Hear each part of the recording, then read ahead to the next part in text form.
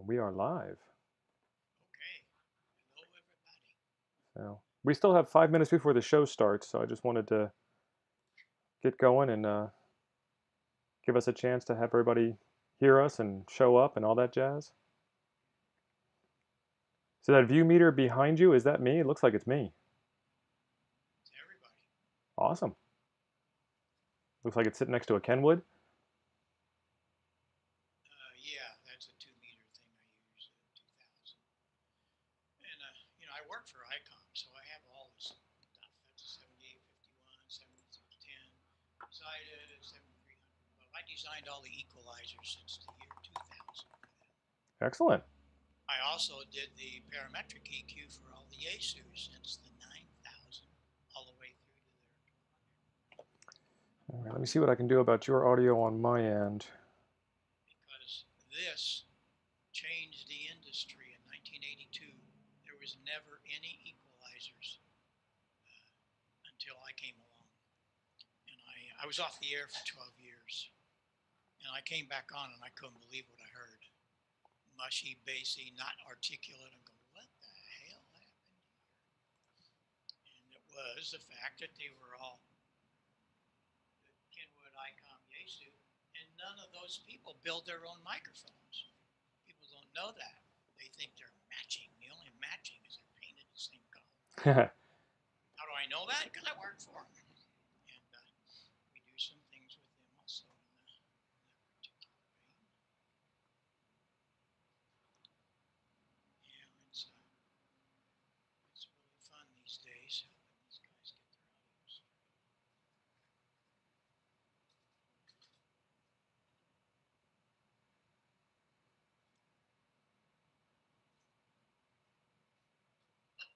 You just gonna turn it to me and I go for 20 or 30? Yeah.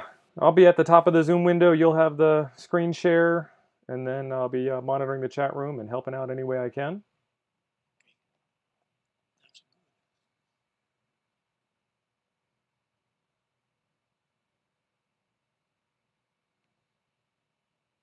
British Columbia in the house. VE7. Got a VE7 station in the chat room.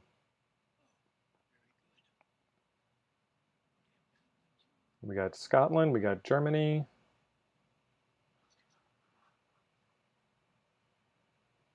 UK, Poland, and then Johnny ON2AJ. I don't know where ON2 is.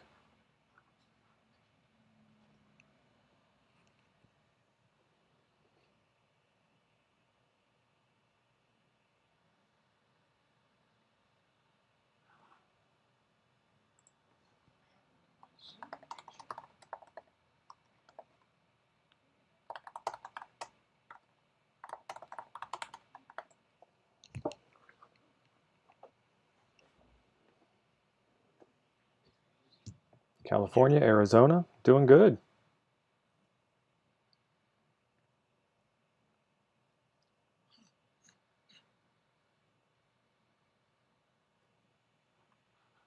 I don't know what happened to you. I only have the picture up in the corner. That's weird.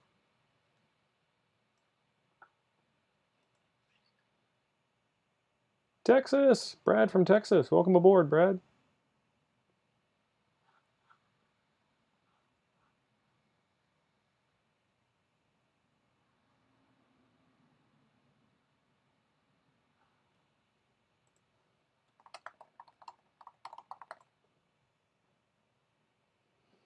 Welcome, Evan. Thanks for being here. Evan's going to help us moderate today. All right. Old Tipping Bucket. That's a nice name. I like that.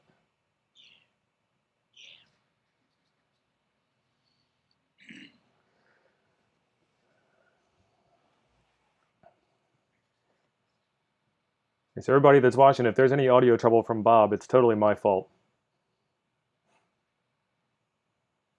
I'm new to the whole live streaming thing here, and we're playing with it and trying to keep it up and make it go good.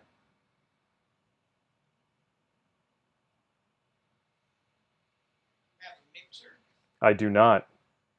How do you do it? I'm running on Mac OS, and Mac OS doesn't capture the Zoom audio very well. So I've got to have a special plugin that absorbs the audio and then puts it into a different audio chain and then shove that into OBS, and then OBS shoves it out to YouTube, and it's more complicated than it needs to be. Get you a Lisa's Multimix 8, about Okay. $100. It's great. USB out, 4 balance line in, 4 line ins, and all kinds of monitors, and it's great. I'm feeding you one channel, feeding my meter a second channel, feeding my recorders a third channel, and then the fourth one comes into the USB. And it works really good. All right, it is 1 o'clock, so I'm just going to go ahead and get this thing kicked off. All right. So this is Bob Heil, K9EID, as if Bob needs any kind of introduction whatsoever. Bob's been doing ham radio and audio and microphones and all this stuff for longer than I've been alive even. It's great to have Bob here. Bob, take it away. Well, it's good to be here, and welcome to everybody. We're here on an unusual time, of course. We should be in Dayton, but no, we didn't make it this year. But thanks to you guys, we can do it virtually, and it probably is going to change a lot of what's going to happen in the future. Let me get back over here, and I've got some things to talk about, and I've got some very nice demos. Hopefully you might go home with something that you learned about. And of course, it all starts with the microphone. There's no question about that. And since this particular session is going to run a lot on audio, we got to start there. And it's something that a lot of people don't care about. They just, oh, I got a matching microphone. We're going to get into that matching microphone. There is no such thing. Painted the same color. But it is very important what you do with the microphone. And if you want to break pile-ups, you need a certain thing. You have to adjust the transmitter properly. But you need great articulation. And, of course, you can look pretty good. Those are from our custom shop. The microphone on the right, the gold one, is Carrie Underwood's microphone. And the one on the left is none other than Charlie Daniels, the great American. But pattern is really important.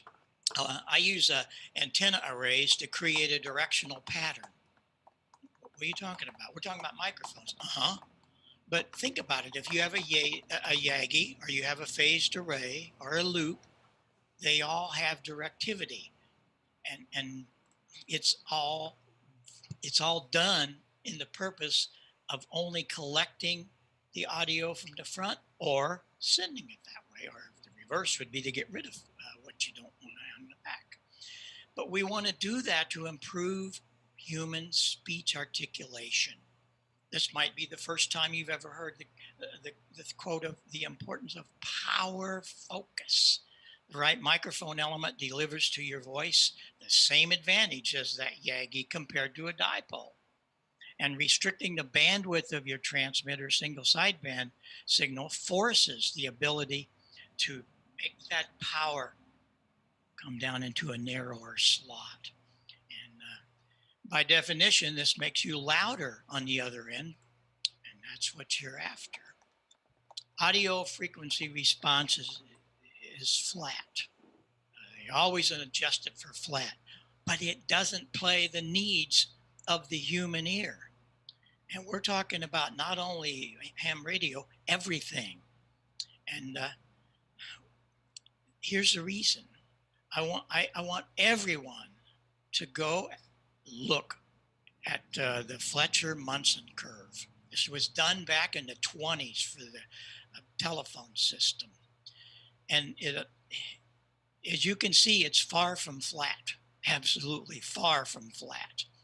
So if you think you have everything flat and it's great, because your ears are screaming to get that mid-range and then all the low end. That's why when you hear somebody in a car roll up beside you and they got all the bass cranked up, all of the mids cranked up, well, you see up there at about 100 and some dB, it's almost flat. So you can hear the bass, you can hear the vocals in the mids, you can hear the cymbals. If it's flat, you're going to have a tough time hearing all of that. So how do we do that?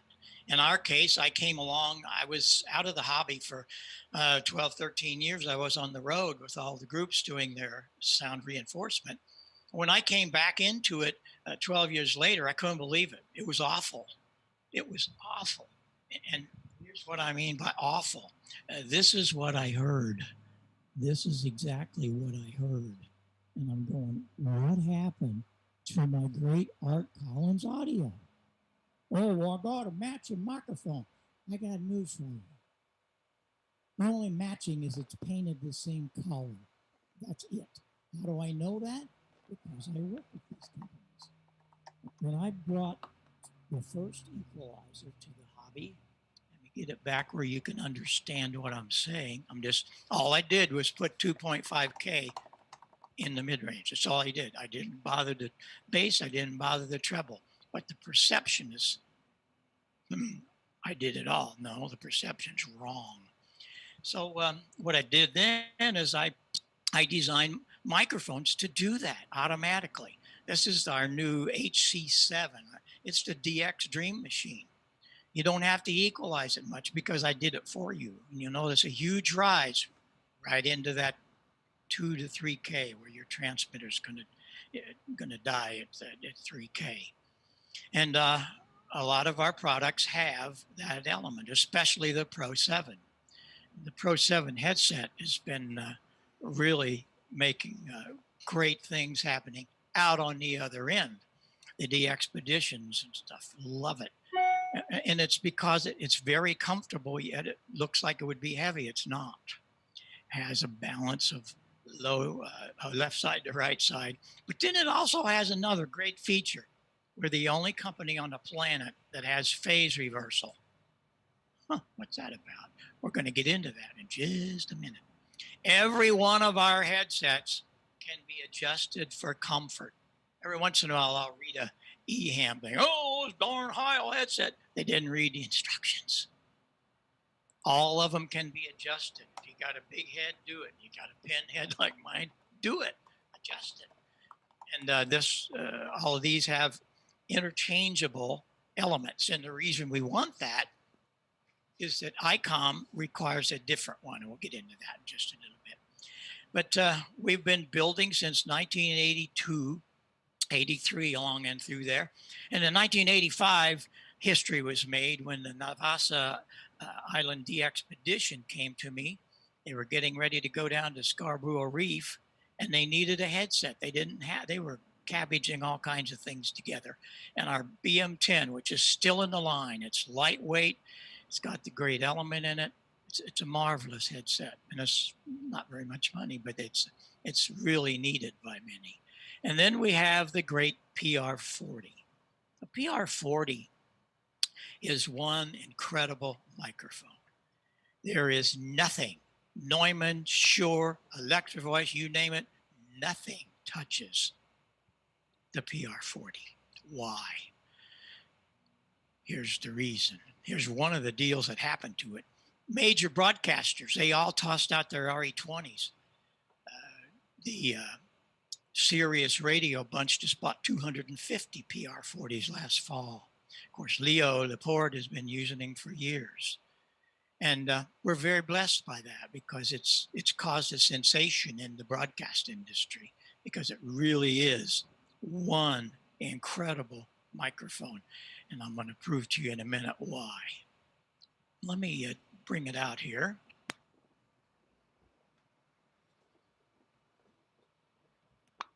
Wish we had a lot more time because we could do a lot of things, get the level up a little bit. We could do a lot of things. So I want them. Anybody know about this guy? It's a lock on your mic stand, so you don't have to unscrew it or pull it on and off. Use that in the live sound and in some of the broadcasts. LB1 is great. Anyway, this thing has 40 dB of rear. There is no microphone on the planet that will even come close. And here is the proof. When I turn this backwards, it's 40 dB down. I doubt if you'll hear me. It's working. How'd I do that?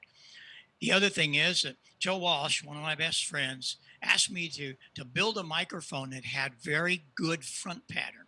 You look at all the entertainers, they got some stupid ball mic and they got to be right here. They can't be anywhere else. Well, first of all, they should never be more than 2 inches away. But I built this microphone. It's got an omni front. If you close your eyes and listen, listening is a mental concept. If you close your eyes, you can't know that I'm changing this thing 90 degrees each way. No other microphone will do that. But when you get past the phase plug, this is an amazing thing. And especially for ham radio, if you're using a PR40, you get rid of all that nonsense up here. And that semi-omni front's really great. It gets down to 28 cycles, 18K on the top end. But phasing, how does this work and what is it and how important is it? If you take a minus signal and a plus signal, what do you get? 0 or close to it. Well, if you don't get anything out of this morning from me, I have a little situation that I'm going to play for you. Got to change microphones.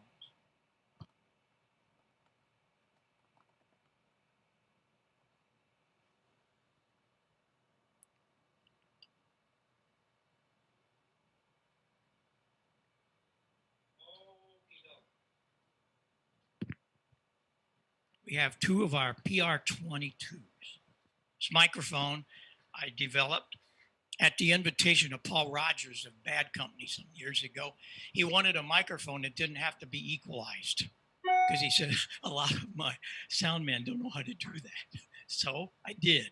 And it's a marvelous articulate microphone with no EQ. Well, I have 2 microphones. What am I going to do with them? You know, if you had 500 watt amplifier and you're not making the pileups because you got your matching microphone and it's all mushy and bassy. Well, Bill said the sound G is fine. Well, I got news for Bill. He's not listening. Listening is a mental concept. Hearing is physical. Okay. Listen.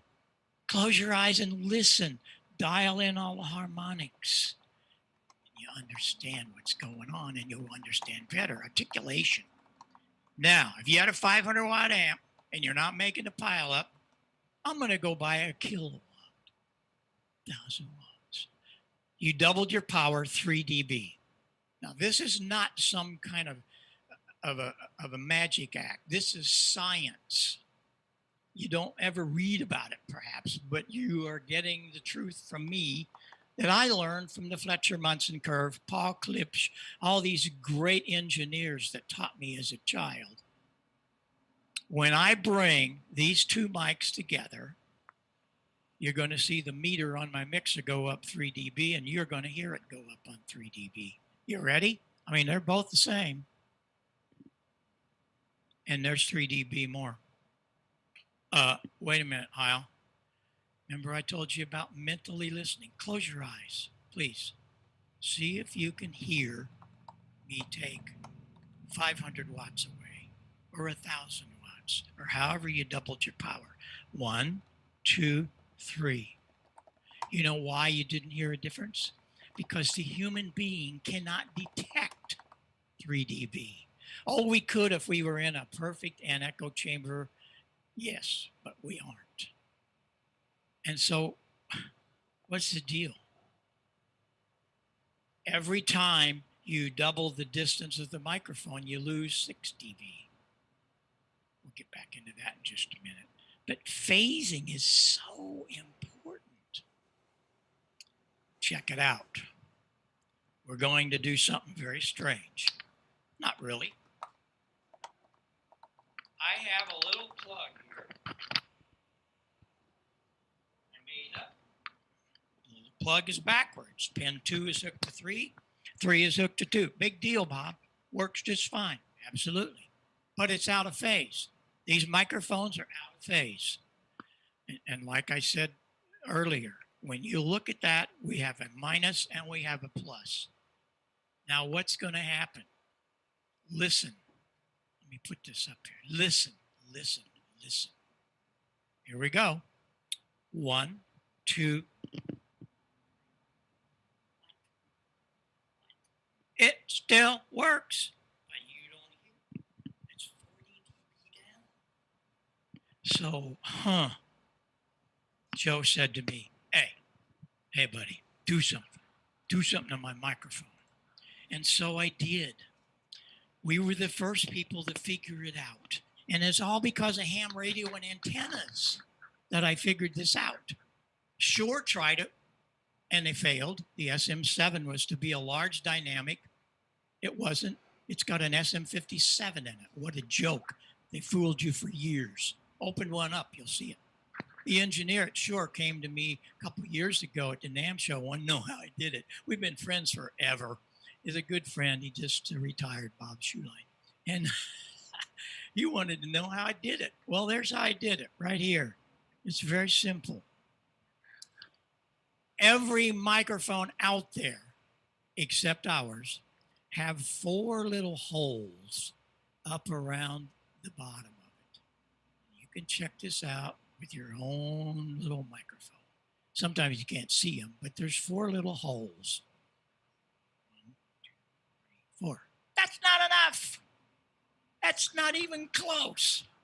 So what I did is I opened up the whole bottom of this element and we put it on a pedestal that's kind of a shock mount. And the reason that the PR40 has all those side panels, it's not a stupid condenser. They're a scourge of the earth. They shouldn't be here. I know, the condenser. But they pick up everything. They're too noisy. You got to have phantom power.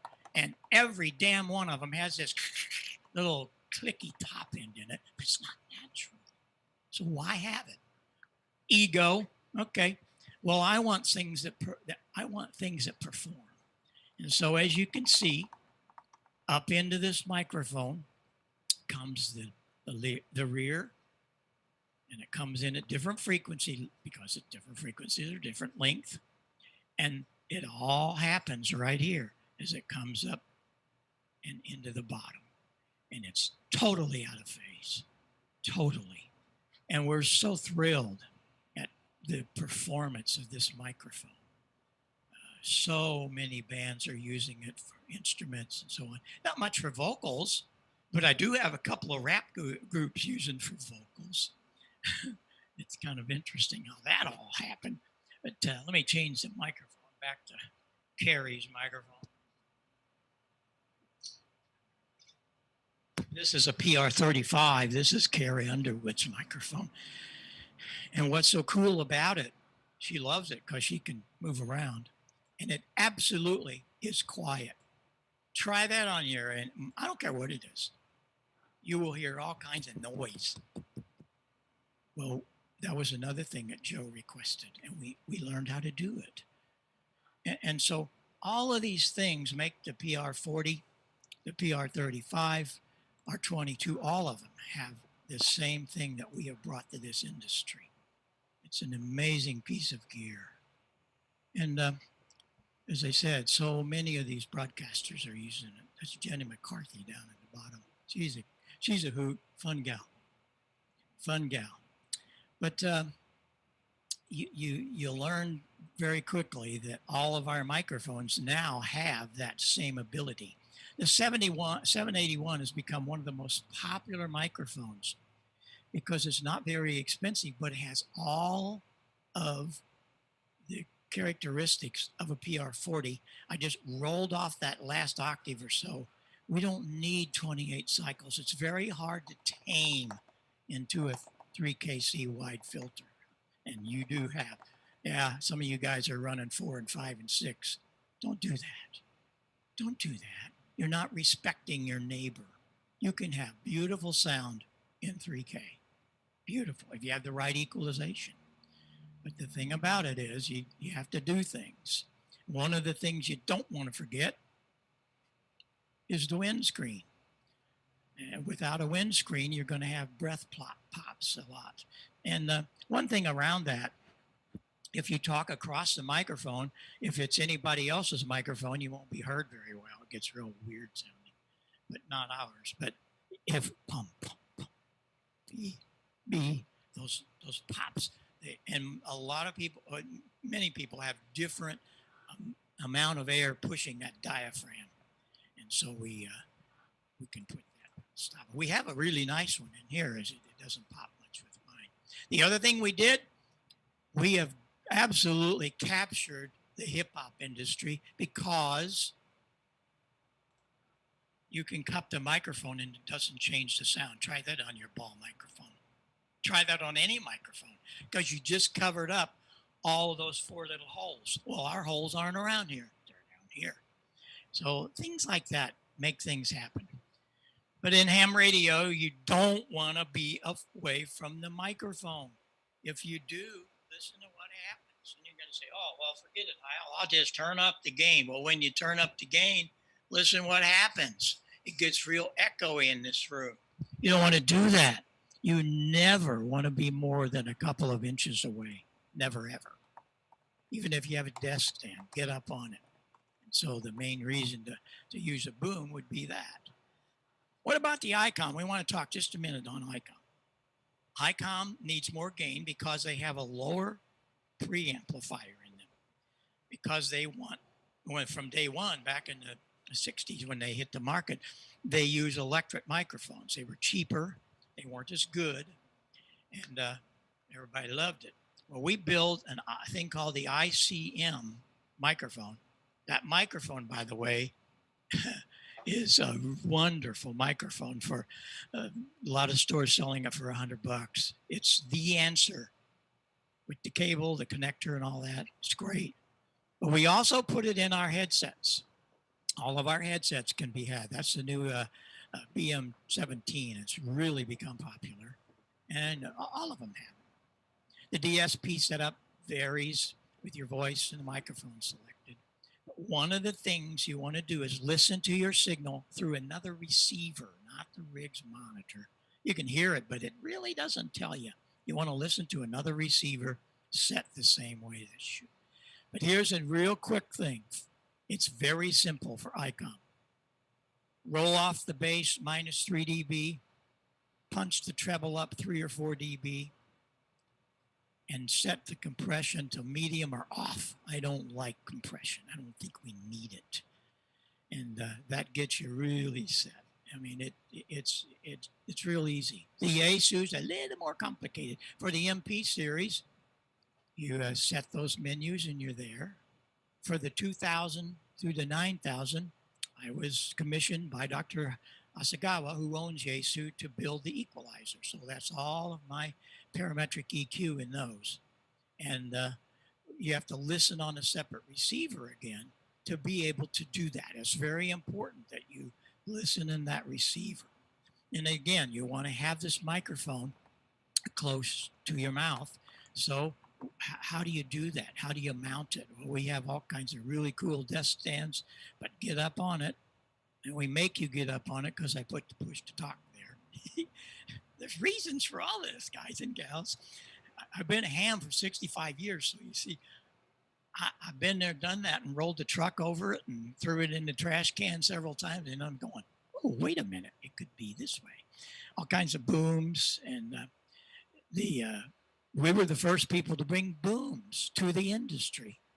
You didn't see booms from anybody. And that one has a patent on it. What's the patent? It's called the topless boom because there's a top strip on it that unclips, and you can lay your cable in that channel, and you don't have cables wrapping all around it.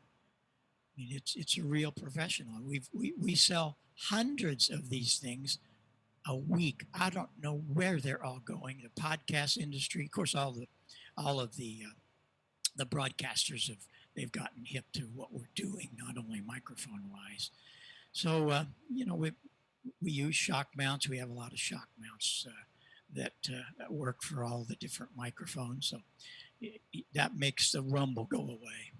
Push to talk, we have different switches, but the one that's really ideal, nobody else is doing it, is 2 switches in 1 foot switch. Why?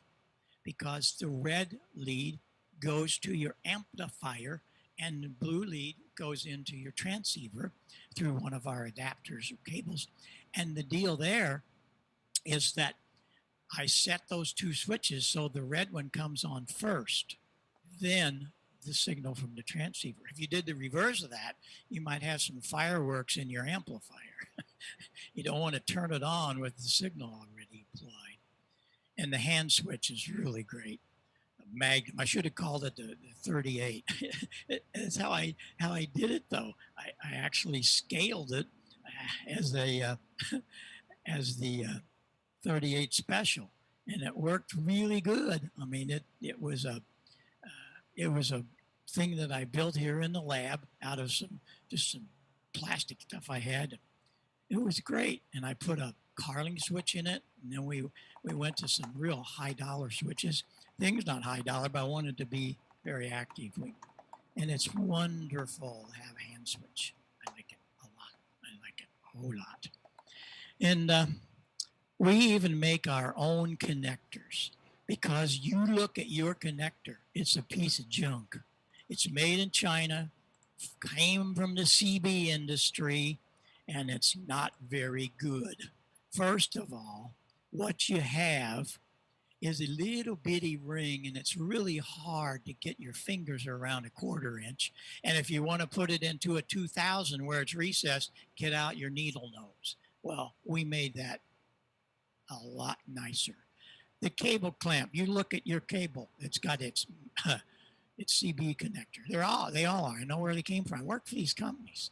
I'm inside. I know what's happening. And they usually wrap some tape or some kind of shrink wrap around them, and they really don't work. Well, we build our own wire, and we build 2 outputs. And when you clamp those down, it clamps the microphone cable and it clamps the push to talk line. It's wonderful, and you can tow your car with this thing. It's very secure. And the other thing that's so helpful, is our wire. We make our own wire. And I know you're going to say, oh, once you ever play with it, you'll see what I mean. First of all, as you can see, there are 4 18 gauge. Your microphone cable has 22, maybe 24. It's ridiculous. It breaks them. That's 18 gauge. We have 2 of them inside a 100% silver shield. It solders like a dream. And the reason there's 2 is because the broadcasters and a lot of ham inputs now are using balanced line. What about that blue and that green? With your cable and every other mic cable, they're inside the shield. How stupid is that? Just how stupid. How stupid.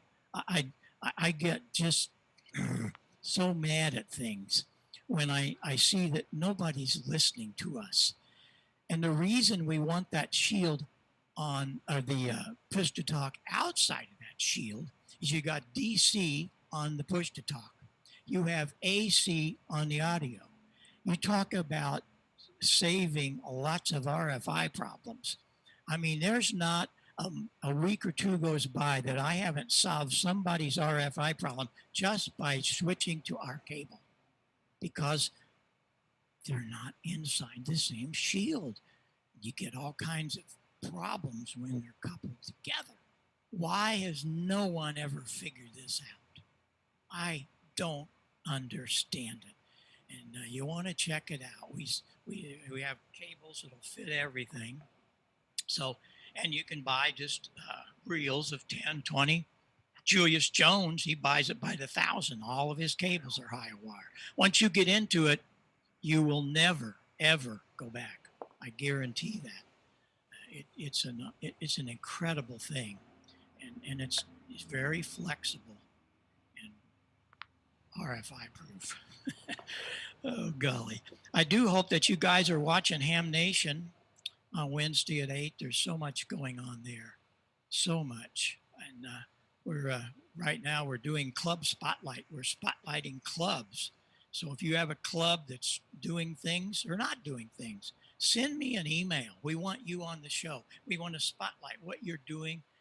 And it's really helpful these days with all of uh, the COVID things. We also have a doctor on just about every night. We had one last week. You want to go look this up. The guy's a doctor and a ham, and uh, they built their own little innovator. I'm all right. Uh, and it's simple. We bought parts at Home Depot and Lowe's, and it works great. The FDA is approving it. You want to go look at that? You can build your own. So these are the kind of things that we do. You also, in closing, go to my website. There are tons of things there, and I want you to go spend some time. And about two little rolls down the scroll, you'll see about Ham Radio Day. It's still up there. We had tens of thousands of people on it last weekend, but it, it's about 20 minutes of really cool things to help you from our service director. Then we come into this studio. I was there for an hour doing all kinds of things that normally don't have a lot of time to do, but you need to see some of those. And in all events, send me an email, send me your phone number. I'll call you. Try me. I'm really hardcore on that because a lot of times you go to these companies, you never hear about them anymore. If you have a problem, if you don't have a problem, call me. Let's talk about what we can do to help you. And I really appreciate you joining us. My wife owns the company. She's the president. I'm just the CEO, and I design stuff in this studio. This is where I design my stuff. You'll see the plant as you go through the thing. I was very honored to receive a doctorate award recently from Mizzou, and I barely made it through high school. It's amazing. And because of ham radio, that's what taught me. We also are the only manufacturer in the Rock and Roll Hall of Fame. They have a large room on the third floor with a lot of the early things. Of course, this little guy, the talk box. This one happens to be signed by Peter Frampton.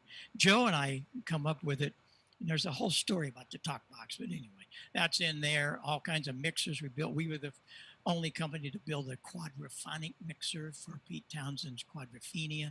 The stories go on and on and on. I'm very blessed to be able to do this. And in closing, the reason I was able to do it, I barely made it through the 8th grade, was ham radio. I became a ham radio operator when I was 15. And one of the first guys I started talking to that week, it was a guy, I didn't know who he was. You never know. But I was playing the organ at the Fox Theater, and I'd go and have a little time left. I went to see him one day.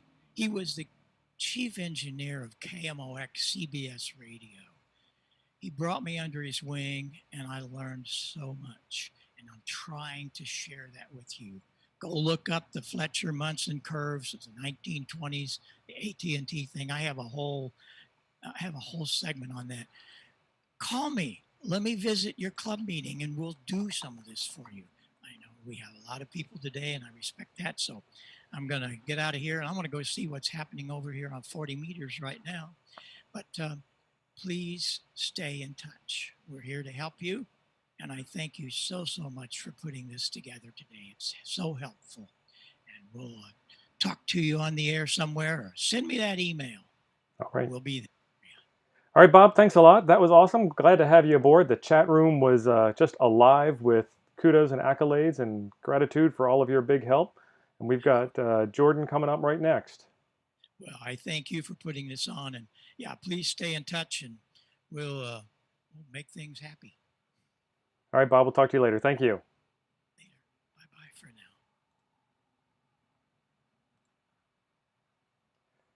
now. All right. Steve. All right, Jordan, how are you today? Doing well. Man, following Bob. I don't know. I don't know if I have my microphone close enough. I told everybody in the chat room any of Bob's audio problems were all me on Mac OS and OBS and YouTube Livestream, and it's all me. Bob's audio was fantastic. Yeah, it was really good. Really excited to be here. Happy to chat. Talk a little bit about JS8. you might notice I have two people in the Zoom room. I have my computer here, which I'll present from. I want to do a demo connected to the rig. So this one is where the good mic is on a different computer, but still not as good as Bob's mic. All right. So Jordan, give us a short introduction as to who you are. I mean, a lot of people in the chat room are here because of your email group posting. So a lot of them know who you are, but a lot of them don't. So talk about what you are and how you thought a JS8 call and what JS8 call does. And by the way, do your best to basically swallow that mic because I got audio chain problems on my end. Okay, cool. I'll boost it and get this really close. I do have a boom, so at least I have that going for me. So I'm Jordan Sherer, KM9G. I created the application called JS8 Call, which is an app for communicating under weak signal conditions. It uses a mode called JS8, which is based on FT8, and happy to chat about that here today. I have a little presentation which will run through some background about it, and then I've got a demo with some upcoming new stuff that's happening in 2.2 and beyond for JS8. I'm going to try to do the share screen down here from the other computer. How's that? Looks good to me. Okay, perfect. All right. So we'll go ahead and get started. This should. So JS8 Call, what is that? When was it created? What's it for? What do you use it for? What do you do with it? I'm really happy to talk about it. Get started. I was licensed in April of 2017. Really new ham, and I was fascinated by digital modes. I immediately connected with JT65 and then FT8 soon released it right after that. And it was really interesting time for me getting into radio. And so playing with FT8, I decided that I wanted to take it a little bit further. And so the result of that so far, I was actually awarded the 2020 Hamvention Special Achievement Award this year. Awesome. Unfortunately, we can't be there, so I'm happy to do this virtually because it's a lot of fun. Okay, Jordan, I mean, we're still getting some feedback that the audio's a little low. If you could like really get up on that microphone. I'm all the way up to 11 on my end. There's not much more I can do on my end. Okay. All right, this is as close as I can get. Much better. Without swallowing it. All right. So, does everyone see my screen? We're still good with that? Yeah. Okay. Actually, let me make sure that I'm sharing the right. Let's see here. I'm going to share my full desktop. And there we go. You have 3 babies. I get that. So I have 3 babies. One is my fur baby Wally, cute little golden doodle. Other one is Charlotte, was born in 2018. And my 3rd baby is JS8, also born in 2018. I actually created JS8 while Charlotte was just an infant. I was on some parental leave, and it was really something that was just totally took over me. So my goal here for today is really just leave with one new idea. I want everyone who's watching to be able to get at least a new idea out of the presentation. So we're going to talk a little bit about what JS8 Call is, how it works, and the equipment you need, and I want to do a little demo. So JS8 is the mode. JS8 Call is the software. And it's really an experiment combining the robustness of FT8 with messaging, a network protocol, so you can communicate over weak signal. We're living in a low sunspot time where we have really poor propagation.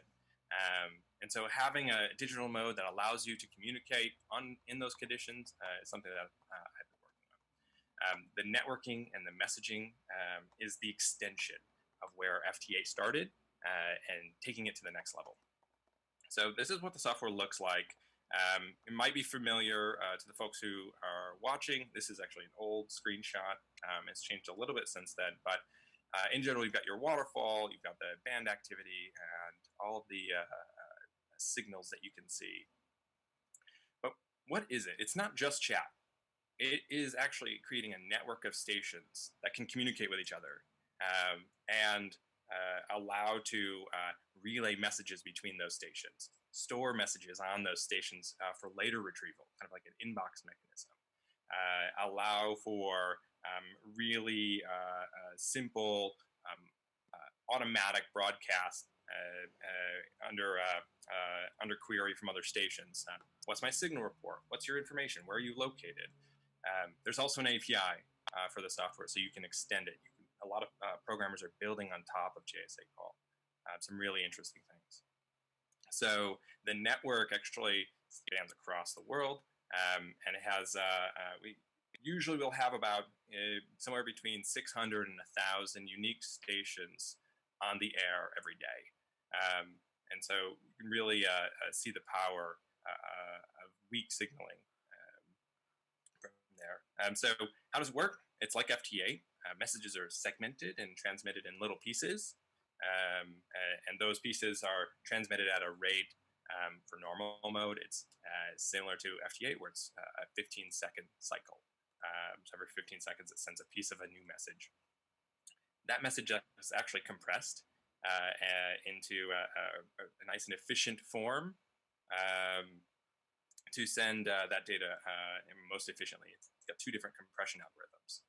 And then the software puts everything back together. So here's an example. This is a message that's going to take 2 minutes to send in normal mode, about 14, somewhere 13, 14 words per minute, depending on how you structure that message. And the interesting thing is that there's different speeds for JSA call. On top of that, there's some directed commands where you can instruct a station to do something, reply to with my signal report, reply with your grid, any kind of stored messaging, and we'll get into that. I've got some examples of that. So we have 4 different speeds inside of JSA call: slow, normal, fast, and turbo. So 8 words per minute for slow, and that's taking 30 seconds per transmission. Turbo, it takes 6 seconds per transmission. And so depending on how you've structured your message, it gets chopped up and it's transmitted at those rates. And it's really easy to get started with JSA. So you need a receiver, a transceiver if you want to transmit, an antenna, a computer, an audio interface, and that's it. It runs on Windows, Mac, Linux, Raspberry Pi. I've seen it on some tablet forms of those machines. It's really cool to see the people who are using that. And this is one of my portable stations. It's got a tiny little netbook plugged into just a USB sound card, hooked up into my KX2, and this was a winter field day. So what's coming in 2.2? That's the next version of the software. Got some decoder improvements. The coolest thing is automatic time synchronization. Part of the weak signaling inside of FTA and in JSA is that it relies on having an accurate clock. The accuracy is like plus or minus 2 seconds on the interval. And that allows the decoder to look in a specific window of time for new signals. So in 2.2, we actually have automatic time synchronization, so you don't actually have to have internet time or GPS dongle or anything like that. You can actually synchronize your time straight to signals that are in the passband, which is really cool. And then something that might make it in, and it's very special, I'll show it to you in the demo. So where can you get it? It's js8call.com. We have a really active groups. So if you join there, I think there's 11,000 people in there, and tons of folks who are willing to help newcomers come along and get up to speed. So I'm going to switch over to demo. I wanted to be this kind of like an Ask Me Anything. So if you have questions, if you're in the chat room, ask some questions. Steve, if you can just relay those as they're coming in, and I'm happy to answer anything, but I'd love to show some of this off. Yeah, sure. Great. All right, so here's the software, and it's running right now on 40 meters. I've got my rig sitting here, and with the software, it's kind of built like other ham radio software, where you have your waterfall. This is the signals that are coming in through your audio card and spectrum display. And then that's at the bottom here. And on the left-hand side, this is all of the messages, the things that are happening inside of the passband that you're monitoring. So these are messages that are coming in right now from other stations on the air. So if you're on the air, feel free. You can try to send me a message. It might come in. On the right-hand side here, we have lists of the call signs that you've heard. These are the specific stations that and where they are in their offset, what their signal report was, how far off they were on their time, their timing. So these are the stations. I just rebooted this. So this is in the past half hour. It seems like 40 meters is kind of low today. Jordan, they're asking you for an Android app. When's that coming out? Android. I would love to build an Android app. Just haven't been able to yet. It's a lot of work to actually get that to happen. The folks who use Android do usually use like a VNC program with Raspberry Pi. So they'll hook up their Raspberry Pi, have that connected to their rig, and then connect to that over VNC through Wi-Fi. And usually that works pretty well. And actually, it's pretty handy. So your machine isn't actually connected to your rig. So that's pretty fun. So Julian, OH8STN, has a great video on connecting the rig to a Raspberry Pi to a VNC front end and controlling the whole thing from a tablet or an Android phone. So there's a way to do that. We get another question about if there's any documentation for compiling that. So if you wanted to drop a link to that or something like that, we can take care of that for you. Sure, definitely. Inside of the repo, there's an install doc. In 2.2, the instructions are getting a little more clear for compiling it yourself. If you have a Linux box, it's really simple. It's a little bit more difficult on Mac, and in Windows, that one's even more difficult. But the documentation will be updated soon for 2.2. So the fun thing that I want to share here is the automatic time synchronization. So built in 2.0 of GSA, I believe is when we released it, was the ability to to manually drift your clock. So you could match up your local machine drift to stations that you'd see. It was a visual thing. You had to see, the green lines here in the waterfall, try to match it up with when a signal was coming in, and you'd use these buttons. So as soon as you get like the minute start, as soon as you see a signal, you'd hit that, and it'd synchronize the time. In 2.2, I am releasing automatic time drift. So you just start that, and you can stop it after a decode, or you can continue to run it. The automatic time drift, what it's doing is going to look every few seconds inside of the waterfall, inside of the passband, looking for signals to decode. And as soon as it finds one, it'll decode it and try to adjust the time drift to match. And then it averages over time. And this is pretty accurate. We'll see the drift should happen here in a second when the signal comes in. That's being decoded right now. Yeah, and see, so look, my drift was just pushed up 388 milliseconds.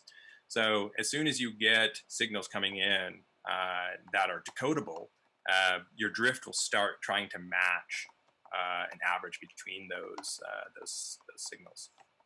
So you can stop it after a particular decode, but you can leave it running if you have a more powerful CPU.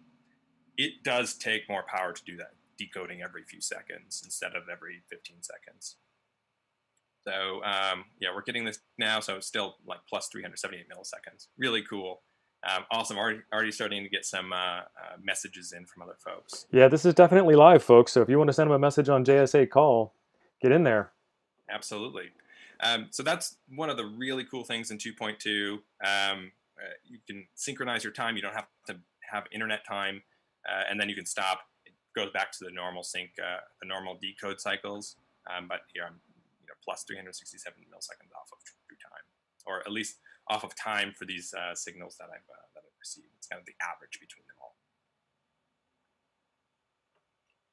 Cool. So the other cool thing, and I don't know if it's going to be in 2.2, something I've been working on. It might be in 3.0, but as a new mode, new speed called Ultra. and allowing you to transmit at 60 words per minute.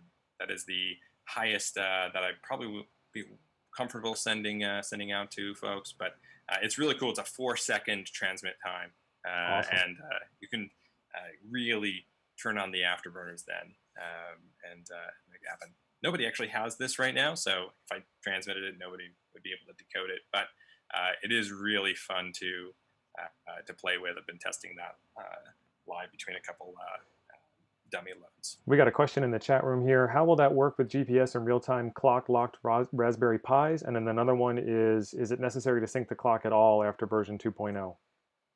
Yeah, so after version 2.0, you'd want to do at least the automatic time drift once when you start the program. The need for that is mostly limited for CPU processing. It actually takes a lot of processing power to try to decode those signals every second, every few seconds. So the optimization there is to find the synchronization and then turn it off. So then it's back to a normal, the decode's running at a normal speed. And then you don't have any issues with, especially the portable machines like the Raspberry Pis and stuff, becoming bogged down from the CPU. All right, sounds good. Sounds good. And what kind of CPU power are you looking forward to having for auto time? Yeah, auto time, it works on the Raspberry Pi 3B Plus, and so anything that or better. A normal laptop will decode it fine. It's generally like with that running maybe 2x CPU from normal JSA. Okay. And so it just, I don't know if you can hear it. My machine was running and now the fan's going. It's fine. Yeah. So one of my favorite questions just popped up. Can we pass JSON through this? Some kind of structured data?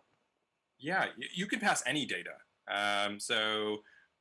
There's no limitation to what you can do with the actual output. So I could type in, if I wanted to type in structured data here, I could.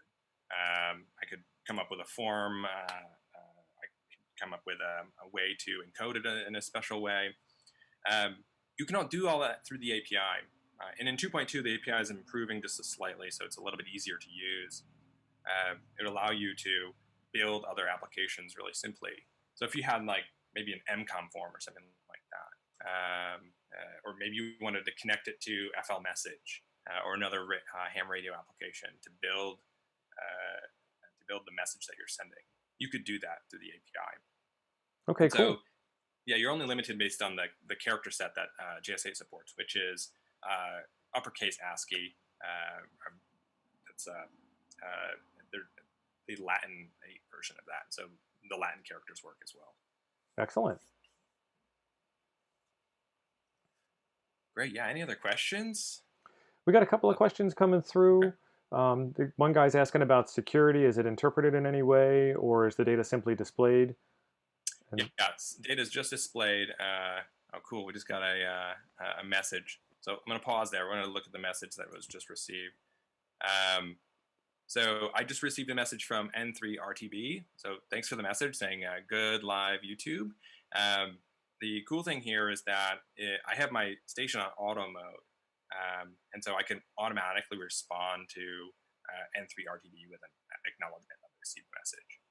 And in 2.2, I have a confirmation feature enabled. So you have to go and click yes to actually send it.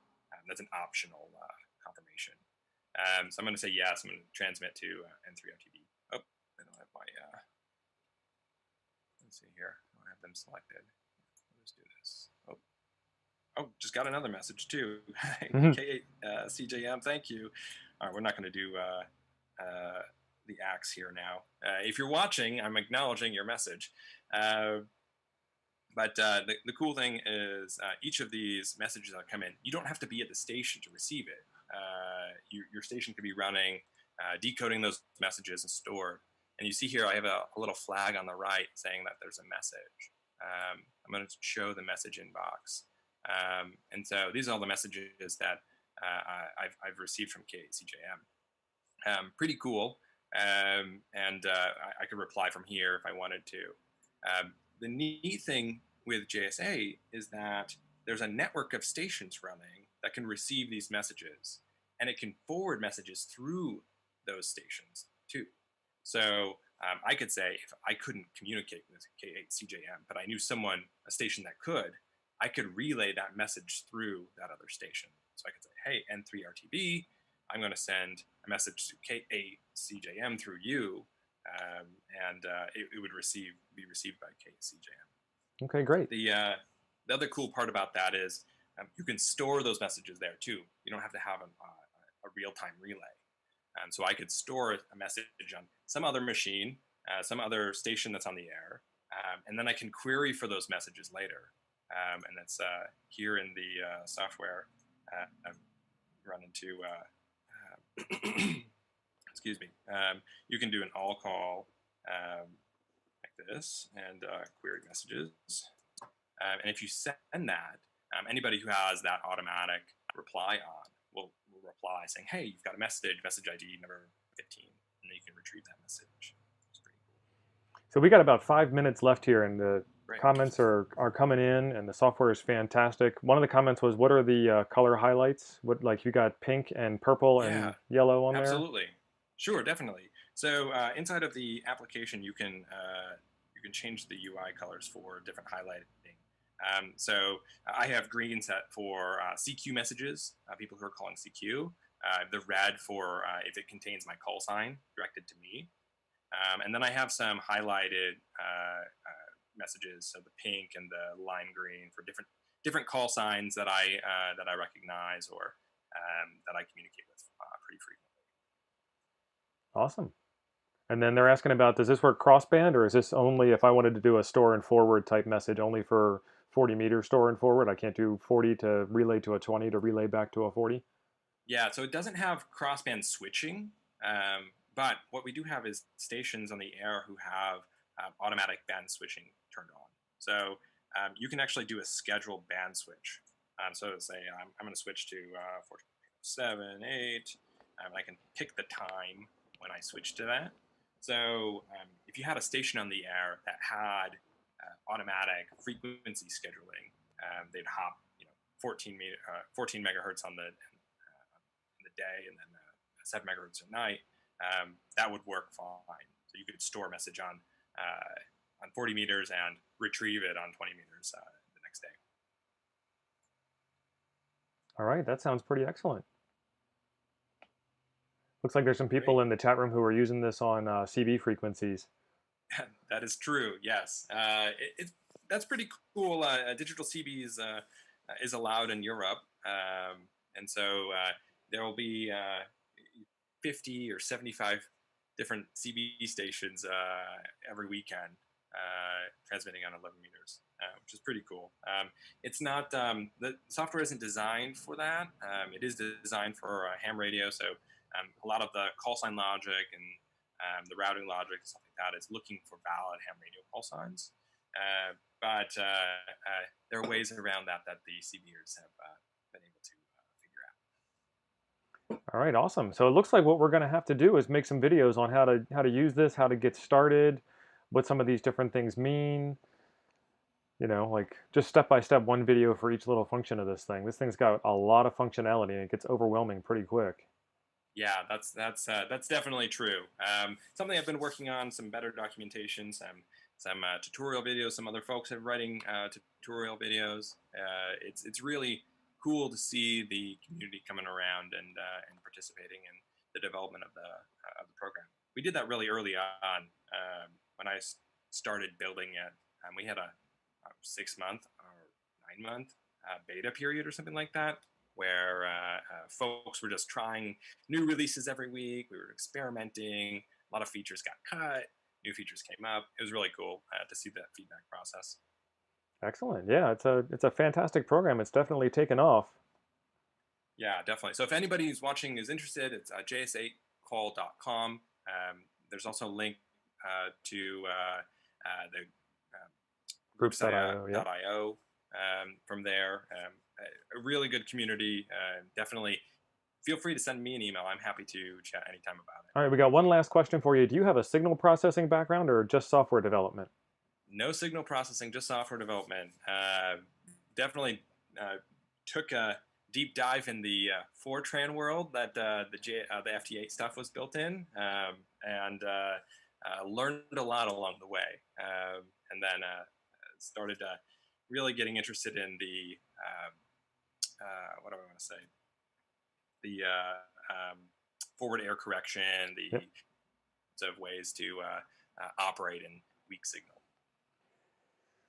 All right, Jordan, we nailed it on time. I think we got through a bunch of questions. We got through the presentation. You've got some pretty exciting new features coming out. JS8call.com, groups.io for JS8 Call Group. Download the software. Get on the air, everybody. Definitely. Thank you, Steve. Really excited. And anybody who wants to chat, feel free to reach out. All right. Thanks again. Let's get the next gentleman on the stream here and see what we can do with that. So pushing all kinds of buttons, and he left before I could kick him out. That's good. Let's get Kyle and Sterling on board for our contesting chat.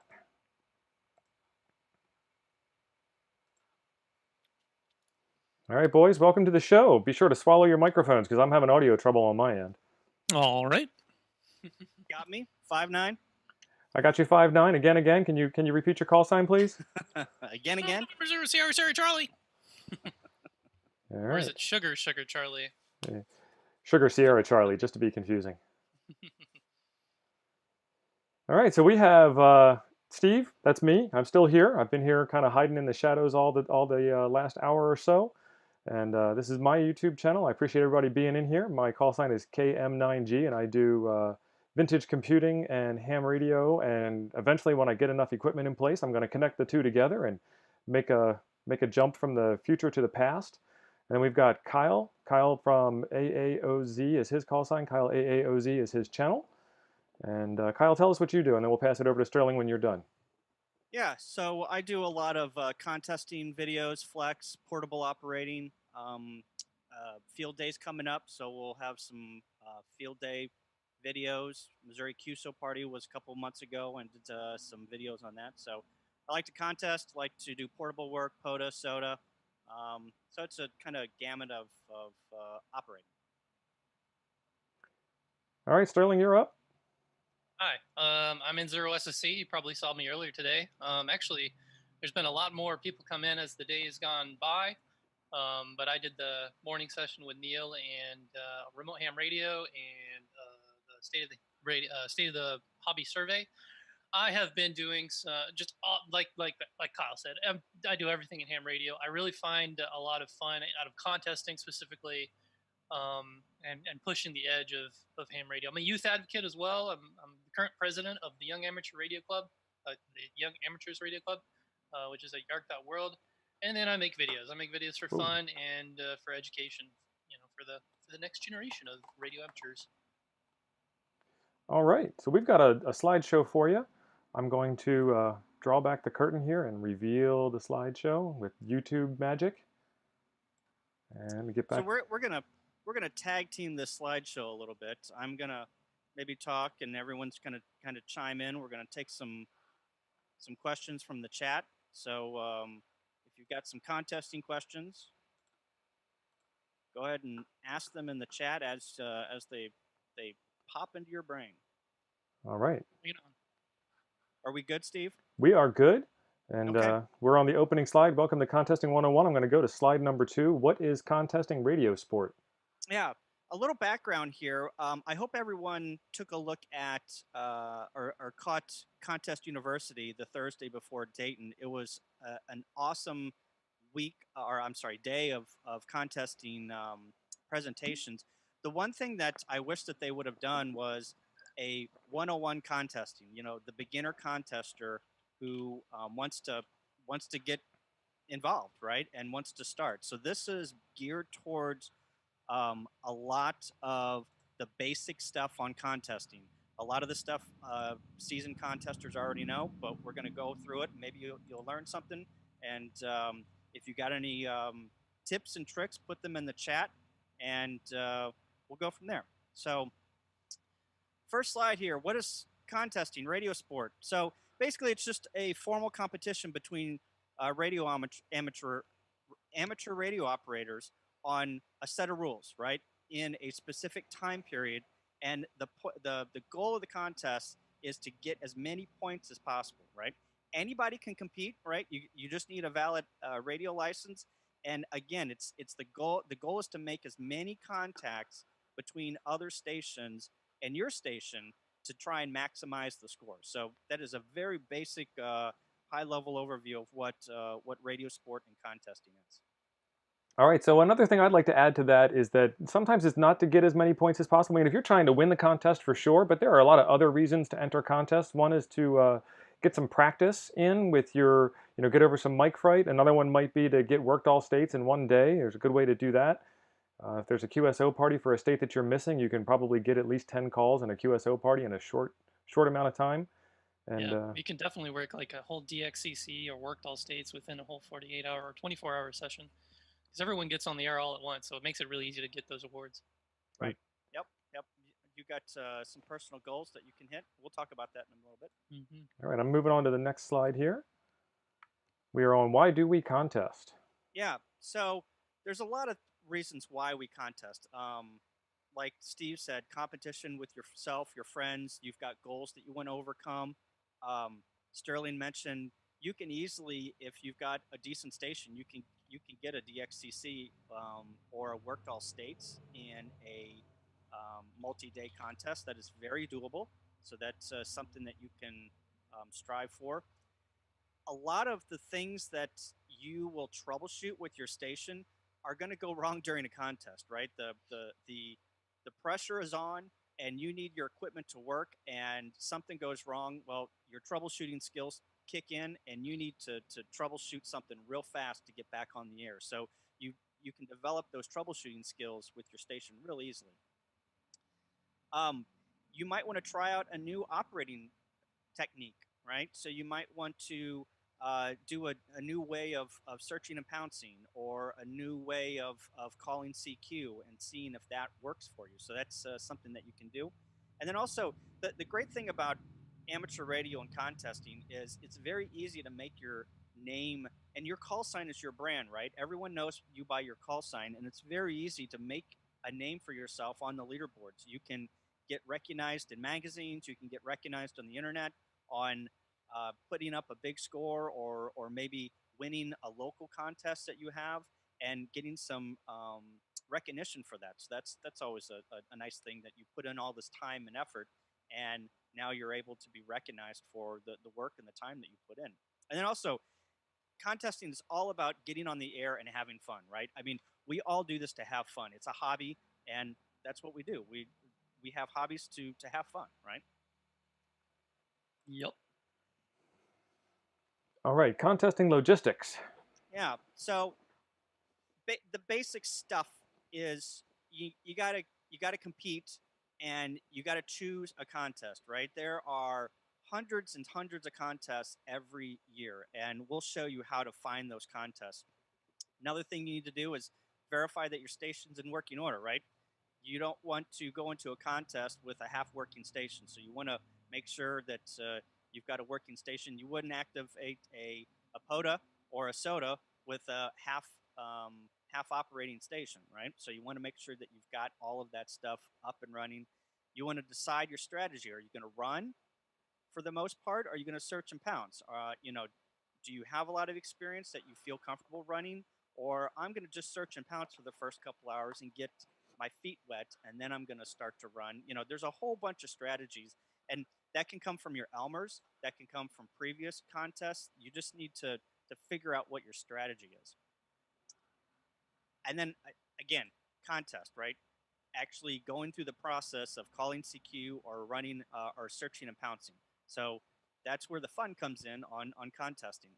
The next thing you have to do after the contest is over is submit your log, and we'll go over how to submit your log, what the different formats are for submitting your log, and then also you have to wait for the results to be posted. In this time and day and age of the internet, it's a little crux of me that we don't get our contest results within like a matter of weeks. Sometimes it's months.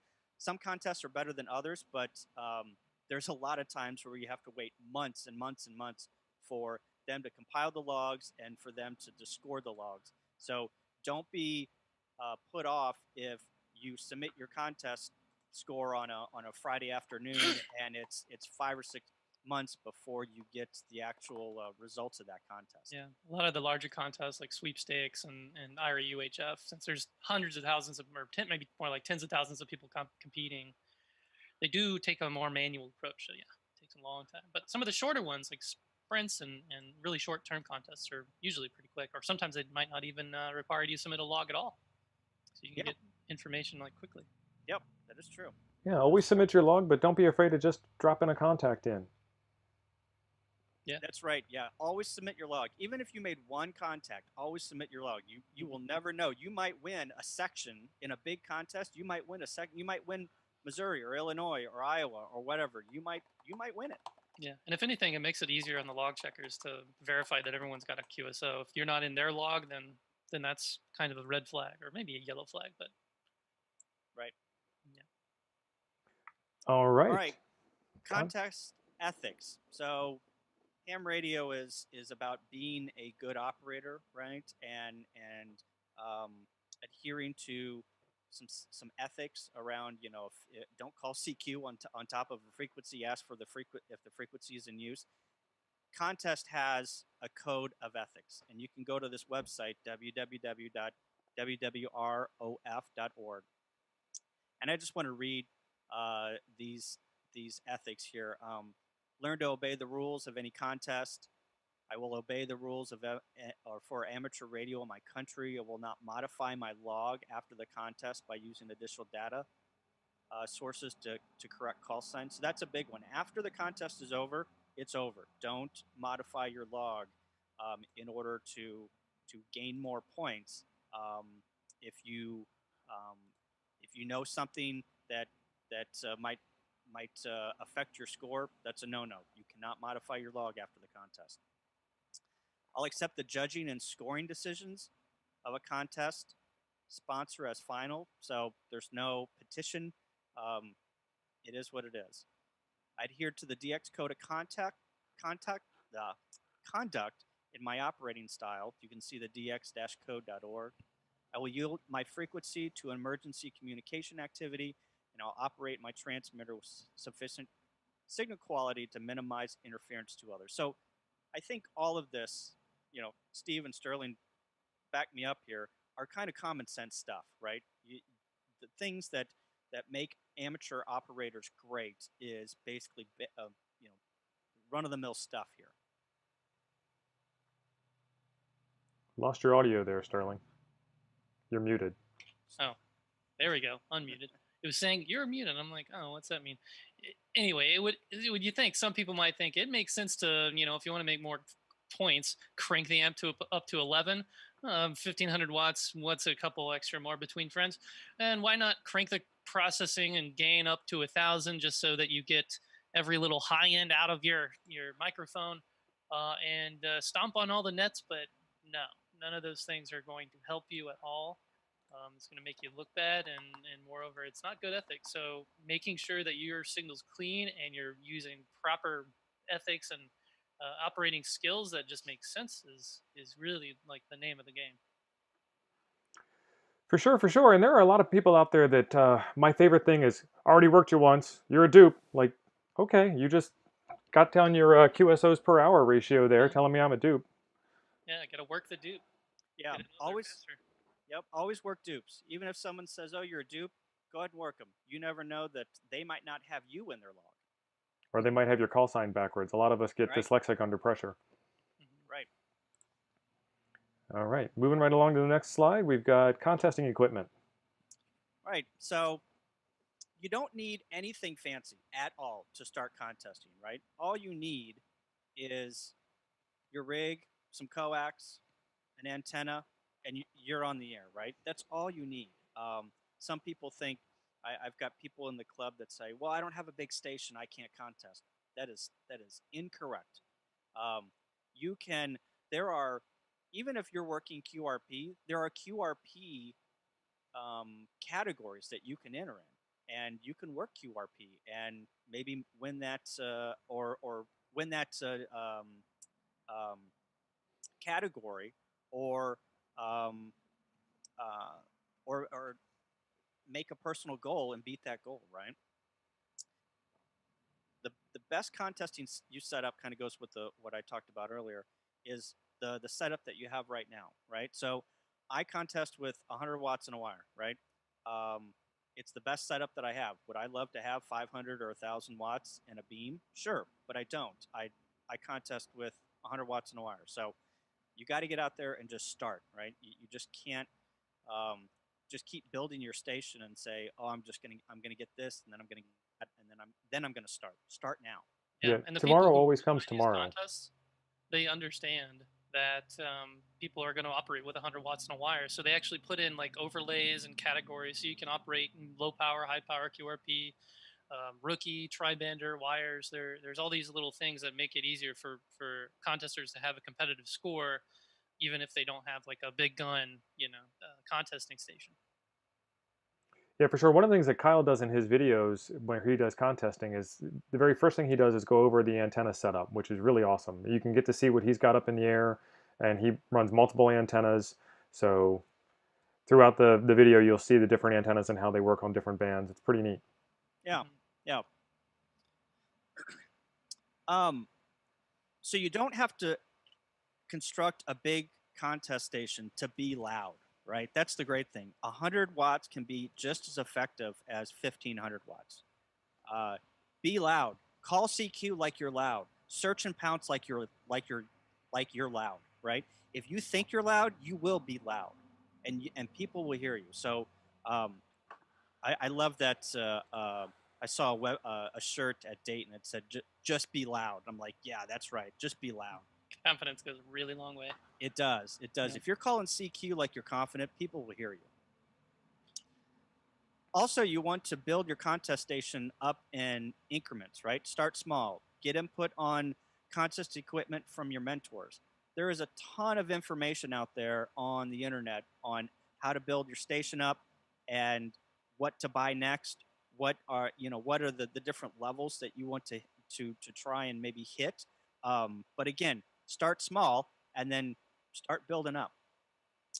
And then again, kind of the theme of the whole scenario here is, or the presentation is, get on the air, make some contacts, right? That's the whole point of trying to get more people to contest, is just get on the air. All right, so I will echo that. Build your station in increments. Tomorrow is always tomorrow. You can always wait for tomorrow to get a better rig or get a better amplifier or get a better antenna or get better connectors or get better logging.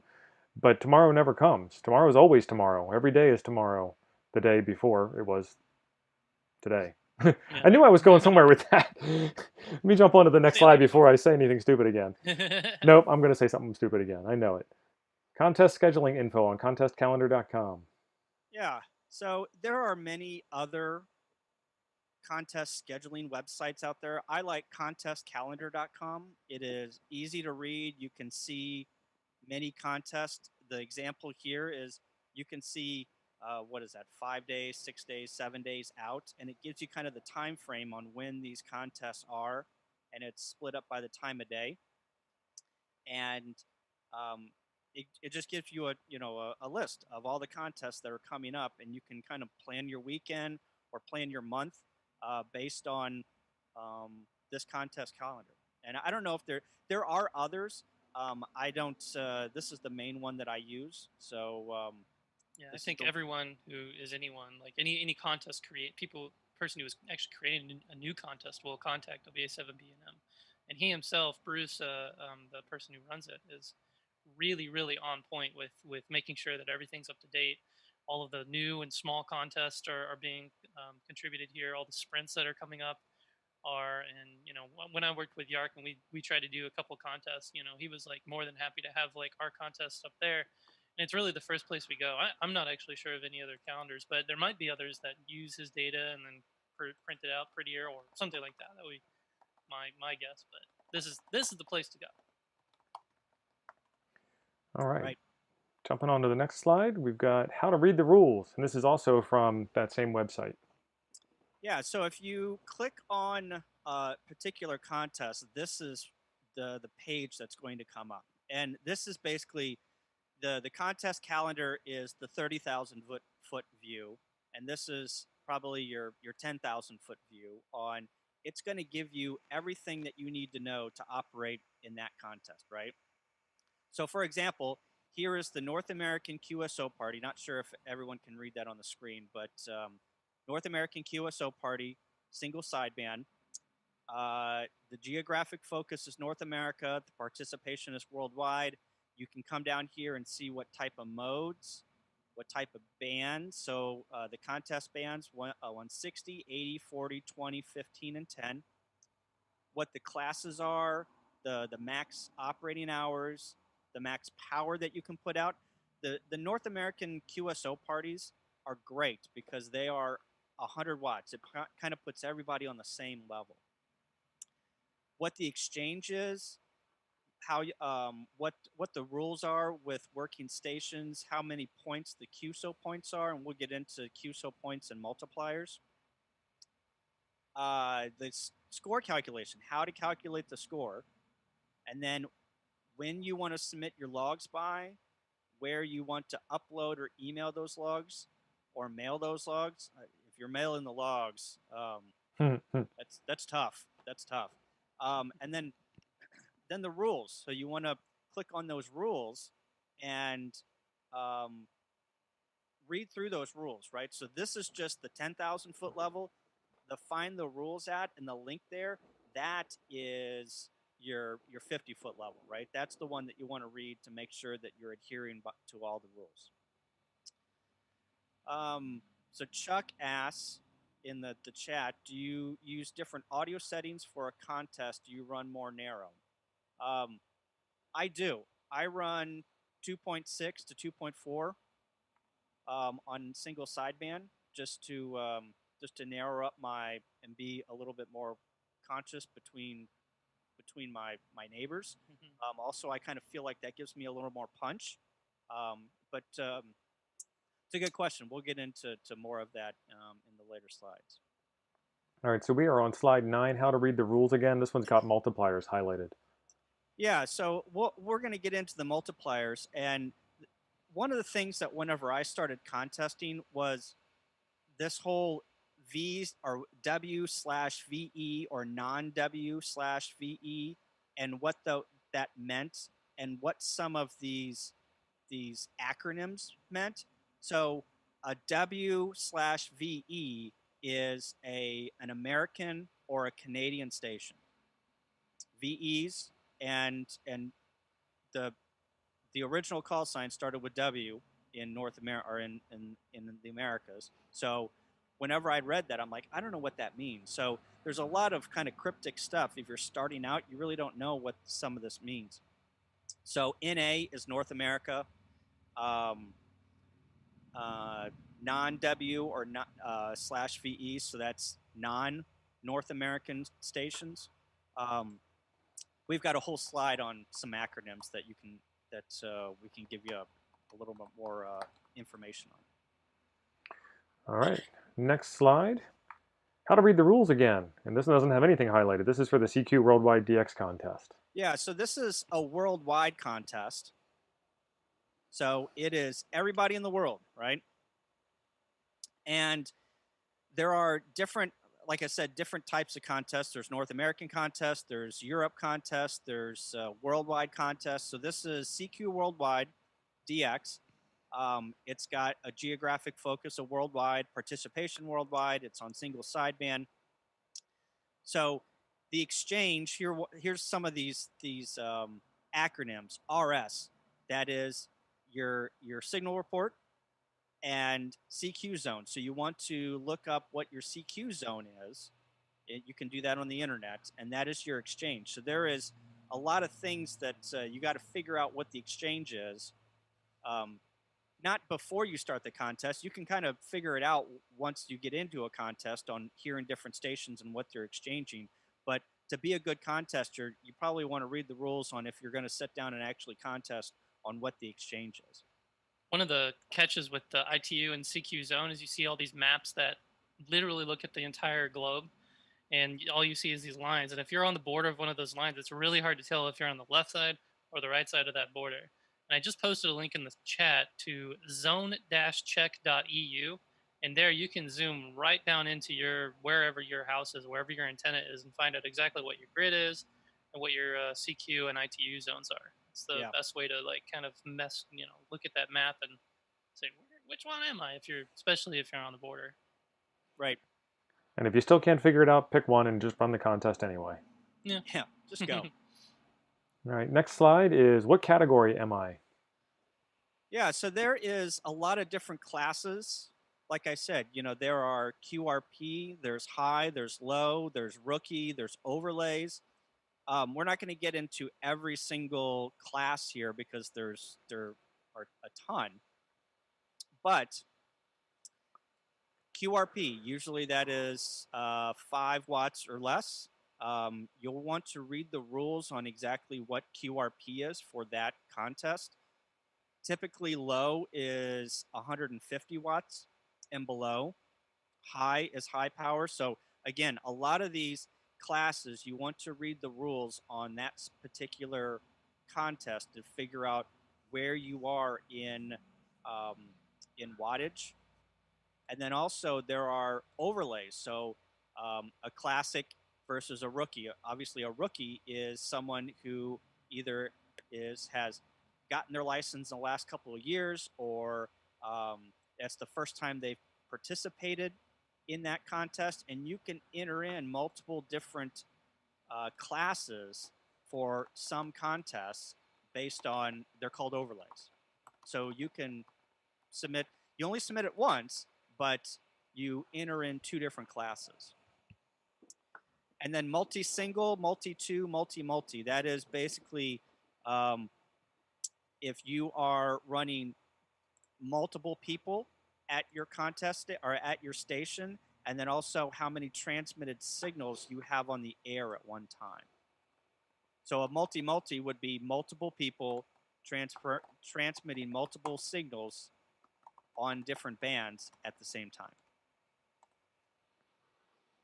All right, moving right along.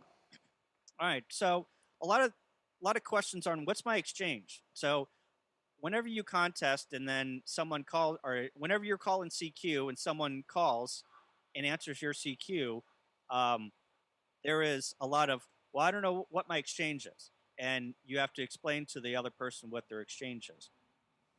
And sometimes there's people contesting that don't even know their exchange. So here is where you figure out what your exchange is. So for example, the North American QSO Party, it's your name and then your state or your province or your country. So I'm from Missouri, so I would give Kyle as my name, because that's my name, and my state, Mike Oscar, Missouri.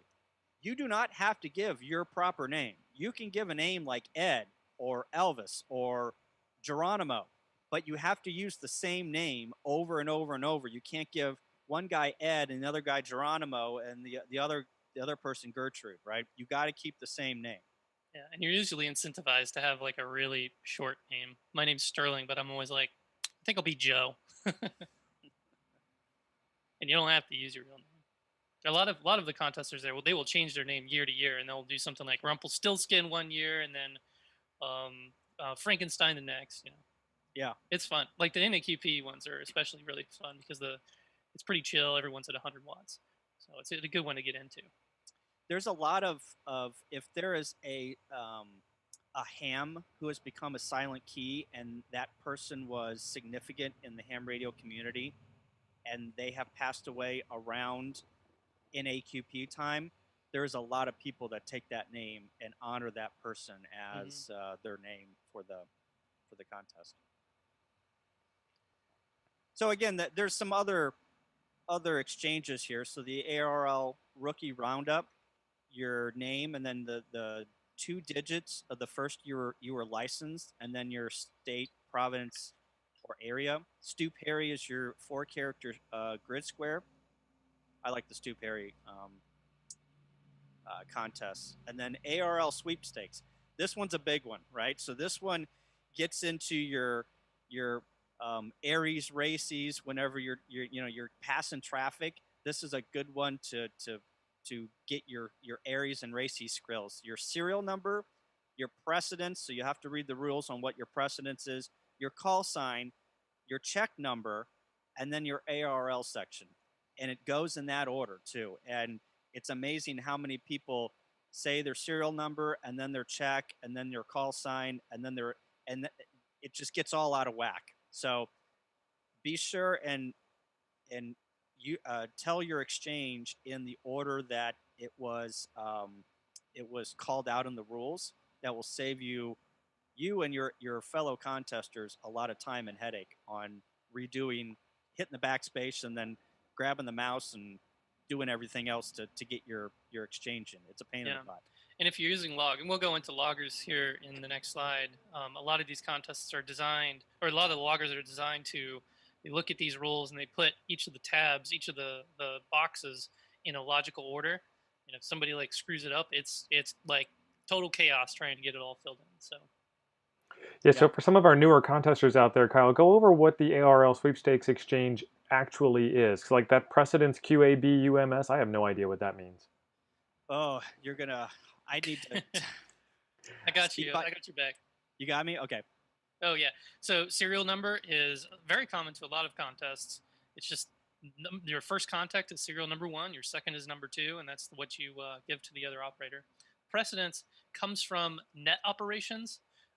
Precedence is normally like priority, routine, emergency, or low priority. That's what they call the precedence in net-centric operations or net. Like if you hear on a directed traffic net, that's what precedence is. But they've adapted it for sweepstakes. Q is QRP, and then you have A, B, U, which are different variants of power level. A is low power, B is high power, and then U is unlimited. I forget the exact idiosyncrasy of what unlimited is, and then M is for multi, when you're operating a multi-station with multiple competitors on the air using the same call sign. And then S is for school club, high school, colleges, that sort of thing. And then your call sign, your check, is the year you were licensed, I believe. And yes. For club calls, it'll be the year the club was instantiated. So when I'm at W0EEE, it was formed in 1931. So our, and that's in Missouri. So our whole exchange would be serial number, 5, precedence, Sierra, Whiskey 0, Echo, Echo, Echo, 31, Missouri. And you use only the last 2 digits of the year usually for that. It might get confusing now that we're in the late or mid 2020s. So a lot of the clubs might have 20 as their check, but is that 2020 or 1920? So that's about it. And then ARR LIC section. The ARR has sections of population. Generally, it's kind of 1-to-1 to each state. The larger states like California, New Jersey. New Jersey's not a large state, but it has more population. Florida, Texas, they're split up. So you might have like Orange County, California, West Texas, Eastern New York, that sort of thing. So there's an easy map to figure out those. Yeah, I wish that the ARL Sweepstakes website would have a little web form you could fill out, type in the stuff, and poof, here's your exchange. There's a couple others like that too, where it's like, what is my precedence? And I ask, and they're like, oh yeah, it's your precedence. Well, thank you for non-answer. There we go. That was nice. All right, next slide is contest logging software. Everybody's been blowing up the chat room with contest logging software. I guess we get to actually talk about it now. Yeah. So there are many contest loggers. I think these are probably the big 3. N1MM, it's free, right? It supports a lot of rigs. It supports almost every single contest out there. So if you are starting out and you want to put more dollars into your antenna or your coax, download N1MM and get it working. That is probably the grandfather of contest. Yeah, I would say it's de facto. N1MM, Tom Wagner, he has a team of active developers, so it updates. Here's another caveat: you have to update your log like very, very soon before the contest, because usually they have some last-minute updates that might fix some problems right before the contest. So always make sure it's updated, and that's true for all the logs, but N1MM especially because they have such a high development flow, if you will. Yep. And then there's N3JFP. FJP. Sorry, It's the contest dyslexia. Yeah, well, I got dyslexia to begin with, so it's even worse whenever I contest, which is not a good thing. I got to work on it. It's $65 for all, $9 per contest, and then Right Log, $30 a year, lots of features, supports all contests. So those are the big three that you probably want to stick with. So I like using N3FJP. We use that on field day and for the Wisconsin QSO party. And there's two different versions of the software, one for each of those two contests specifically. And as you're running the QSO party contest, it will actually tell you which counties you have and which ones you've, figure out all your multipliers for you. And it'll kind of give you a running leaderboard of yourself as you're going. And then a lot of these can network together, so you can contest in a group of operators, even if you're contesting over the internet in a group of operators. Yeah, I think InWinMM and RightLog, they have the paradigm that you can have they operate multiple contests out of the box. It's just a matter of settings. And then N3FJP, they have a log for each particular contest, and that's just to streamline it and make the user experience easier. I always like N3FJP for field day and for like public events because they have really like good visualization, especially for sweepstakes or anything where you're working like states. Like states or sections or multipliers, but N1MM has like hundreds of windows and little statistics, like in RightLog too, that can really help like a big time contester, if you will. I think FJP is a little more simple, less of a learning curve because N1MM can be pretty daunting. Me and Kyle have both done a few videos of people helping people get it started. Yep. So. Right. All right. Live online scoreboard. So this is the making your score live and the gamification, as Sterling would say, of ham radio. Yeah, ham radio is a game. Blown. If you haven't seen that video, check out Sterling's YouTube channel.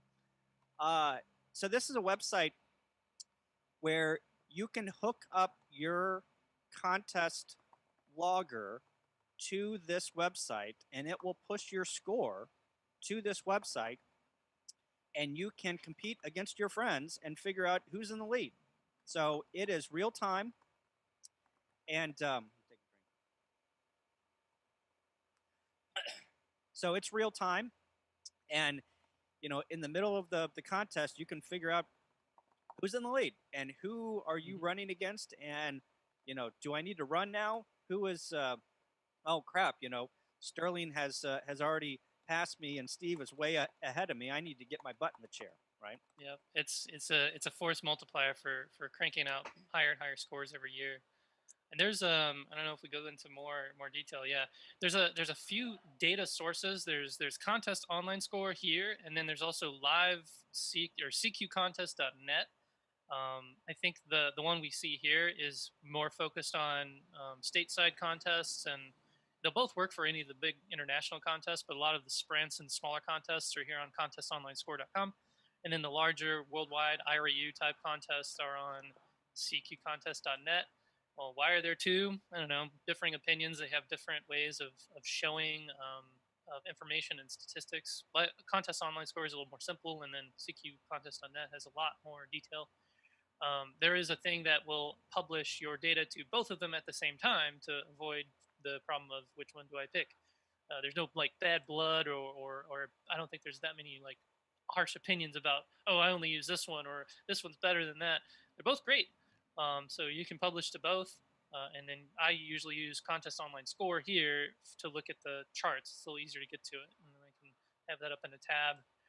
And there's been some talk about N1MM and a few other loggers having some tighter integrations inside the logger to see exactly what the scoreboard is. So you don't have to like click over to a browser to see what your score, what your position, your ranking is. You can just see in the logger, and you can watch as, especially in school contests, this is really big. The like W4AQL and W0EEE will just do this thing all contest long until somebody takes a nap, and then you get a huge rate, and then Bruce gets on and does CW, and he just shoots out of nowhere. So it's so fun to watch, and it really like it pulls some new contest like gaming. Like I said, ham radio is a game, and that's why we see like people streaming and stuff more often.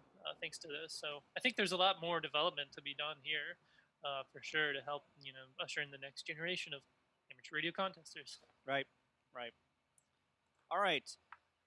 Contest goals. We've already reviewed all of these. You want to set goals, right? And you want to say, all right, I'm going to make 100 contacts. Maybe you made 50 contacts in the last contest. You want to make 100. I want to run portable. And then make some stretch goals, right? If you made 100 contacts, all right, I'm going to sit in the chair for another 2 hours and I'm going to make 150 contacts. So make some goals and try and hit those goals. And like Steve said, it is about the point total, but it's not about winning. It's about setting your goals and achieving those goals, right? And it's actually really easy to win some of these contests, a lot easier than you might think. I entered the Tennessee QSO party from the state of Wisconsin, and I won my section. So, I mean, it's possible. Always submit your log. You never know when you're going to win. And this was my first year as a ham, my first HF rig, a G5 RV antenna hung over a tree in my backyard, only 20 feet off the ground, and it doesn't matter. Just get out there and do it. You'd be surprised. Yeah, a lot of people get on the air. You will be very surprised. Like, oh, the band's dead, and then all of a sudden, it's on. If you watch the band charts, if you watch a WebSDR, you have a flex. Right when the clock hits 0 hour, it is like just a wall. Like, it will be totally nothing, and then suddenly a wall of stations. So there's always somebody to work. If you just want to search and pounce and roll through the band, or you want to run, call CQ, that might be hard because it's hard finding spots. But we'll talk about that more. Just get on. It's super easy to work these goals. Yep. So we're kind of running out of time here. The contest lingo here. I know. Shocker. we talked about this.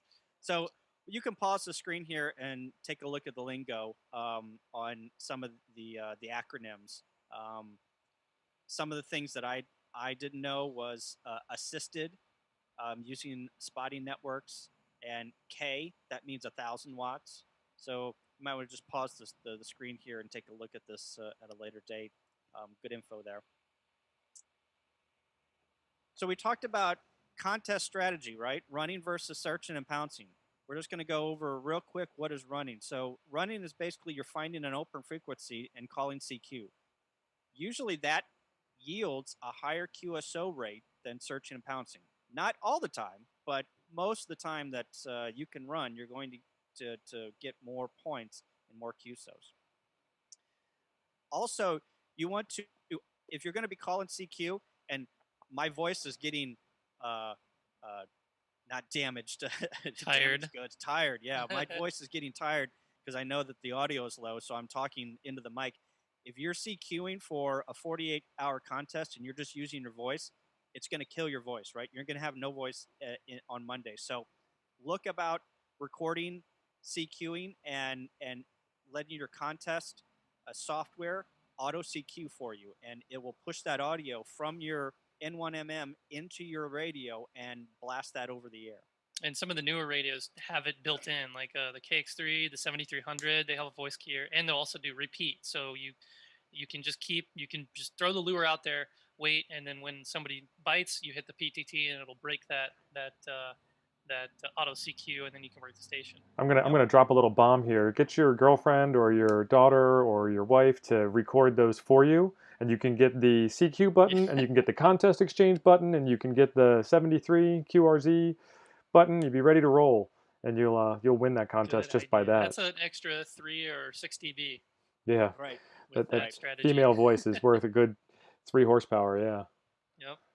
And then searching and pouncing, that is basically when you're running up and down the band and you're trying to find operators to work. And that's a good way to search for multipliers. And then also be aware, if you're going to search and pounce, some contests have the 10-minute rule band where you have to stay on a band for 10 minutes or you can't make, if you make a contact at 3 o'clock, on 40 meters, you cannot make another contact. If you move to another band, you can't make another contact for another 10 minutes. So just be aware. Read the rules. So one of the search and pound strategies I like to employ is I always like to work 2 bands at least. So let's say I'm on 40 and I'm on 20. I'll start at the bottom of 40 and work my way all the way up to the top. And I'll switch to 20 and work my way all the way down or up, whatever direction I'm on that band. And then I'll switch back. And that'll give me enough time that some new stations have come in and some old stations have faded out, and it'll give me that 10-minute window also. Yep. Yep. So dealing with QRM, right? So everyone loves their favorite jammer, right? You will be QRM during a contest. If you are, just move on. That is the best. Don't try and overpower that person. Don't try and fight with them on the air. Just move on. Find another frequency. You might find another frequency that is more clear than the one that you are on, and you might gain more contacts, right? So check for single sideband 3 up, for CW 100 hertz up and down, and see if it's clear, and then start calling CQ there. Contesters will find you. I guarantee you, they will find you. Also, finding a clear frequency equals more contacts, right? So if you can find a clear frequency, you're going to get more contacts. And I like to have a station calling CQ starting to get dry and long in the tooth on my B VFO, and I'll switch that every so often. And if he stops calling CQ for like more than a couple minutes, that's my frequency now. I start calling CQ because I'll call like QRL is frequency in use, and if they don't reply, then it's mine, baby. Yep. And then also you want to. We talked about the ethics. You want to use good operating practices when contesting, right? All right. Here is a misnomer slide that we're going to clear up some information, right? Why is everyone 5'9" or 5'9"? Drives everyone crazy. I'm not 5. You're asking that person for their call sign 4 times. Oh, you're 5'9", right? Here's the deal. Contest QSOs are short, less than 15 or 20 seconds, right? I'm not really concerned about, oh, you're 3'2", you're 2'3", trying to figure out what you are in a contest, because the goal is to make as many contacts as possible. Time matters, right? You don't want to rag chew with operators because you're not going to get as many contacts. So you want to have those quick QSOs. Also, giving 5'9" removes the ambiguity of giving that accurate signal report, which takes time, right? Oh, I got to look at my meter. Okay, I got to close my eyes and really think about, are you a 5'7"? Are you 5'8"? Well, you're kind of a 2'3". It removes all that stuff from you, from that signal report. Here's kind of the big one for me. Maybe for the other guys, they can give another scenario. 5'9" gets me ready for the exchange that's coming after they say 5'9", right? So in the ARL sweepstakes, you've got that whole precedence, or that whole sequence of exchange that you have to get ready for. After they say 5'9", I know that's my cue to get ready. Yeah, right? This is better than please copy, which you'll hear a lot in sweepstakes and field day. Don't say please copy. Right. Don't. Right. 5'9" is better. And then also, most contest loggers will automatically fill in that 5'9". So if you have N1MM up and you hit the tab button, it's going to automatically enter in 5'9" into that signal report automatically. And if somebody sends you like, oh, you're 5'7", don't bother changing it. It's not going to hurt your score or anything. I mean, you could if you wanted to, but it's going to make you have to backtrack and waste time. Yep. Good point. 10 slides to go. We got 3 minutes? No, we got 13 minutes. We got plenty of time. 13 minutes, yep. So basically the math works out. Total score equals QSO points times multipliers, right? So QSO points, sometimes you have to check the rules, but single sideband contacts are worth 1 point. So let's say NAQP, right? Single sideband is where, state QSO parties. Typically, single sideband is worth 1 point.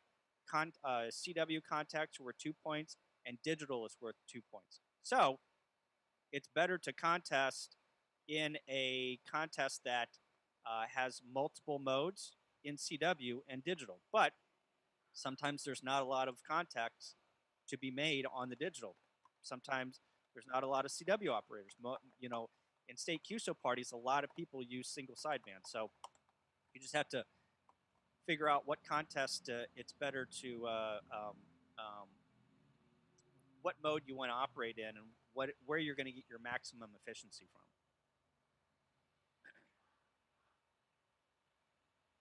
And then also, in state QSO parties, you want to take a look at the rules about working on a county line, because you could claim both counties in your contest. So Sterling and I went up to a 3-county line a couple of years ago in Missouri QSO Party, and we were on Adair, Sullivan, and Putnam County. Well, every contact we made was times 3 because we were on that county line. So take a look at your rules and figure out how to maximize your score, and you might want to enter in a category that will maximize your score.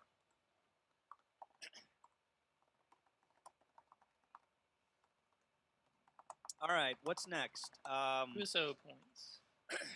Yeah, so we already talked about this slide. So you want to, like Missouri QSO, single sideband 1 point, CW 2 points, digital 2 points. Typically, you can work the same station on different bands for additional QSO points, but you have to check the rules, right? So if you work the station on 40, you can work that station on 20, and then you can go down and work that station on 80. You just can't work that same station on the same band in the same mode. You can work that station on 40 on single sideband, but you can't work, and you can work them on CW. You just can't work that station again on CW or on single sideband.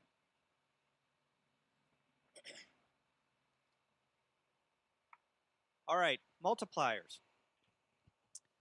So again, look at the rules. Multipliers are unique identifiers defined by the contest rules based on exchange. So some multipliers are not limited to, but can be states, ARL sections, grids, zones.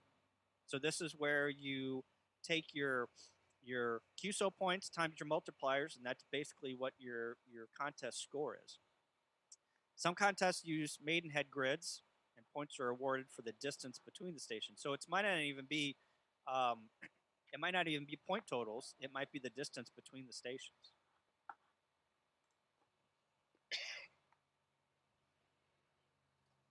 All right.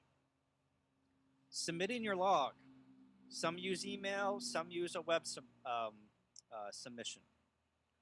Take a look at your rules, right? This is NAQP. It makes it really easy. And I guess I didn't put a slide in here. Typically, every contest uses the Cabrillo file, and you go into an N1MM. I know you go into File and then Export as Cabrillo, and it automatically formats it into a text file, into a pretty little format that shoots it out as a text file, and then you can save that on your hard drive, and then you upload that into the NAQP log submission web page, and it formats it for you. And a lot of contests do that. They automatically format, or they automatically just upload it, or you email it to, you send it as an attachment, and it just gets automatically uploaded in the submission. And then the contest sponsors, they take all of those text files, they put them into a database, and that's where they check to make sure that the calls are valid, that you're not operating outside of the parameters, you're in with the rules, all of that, those checks and balances.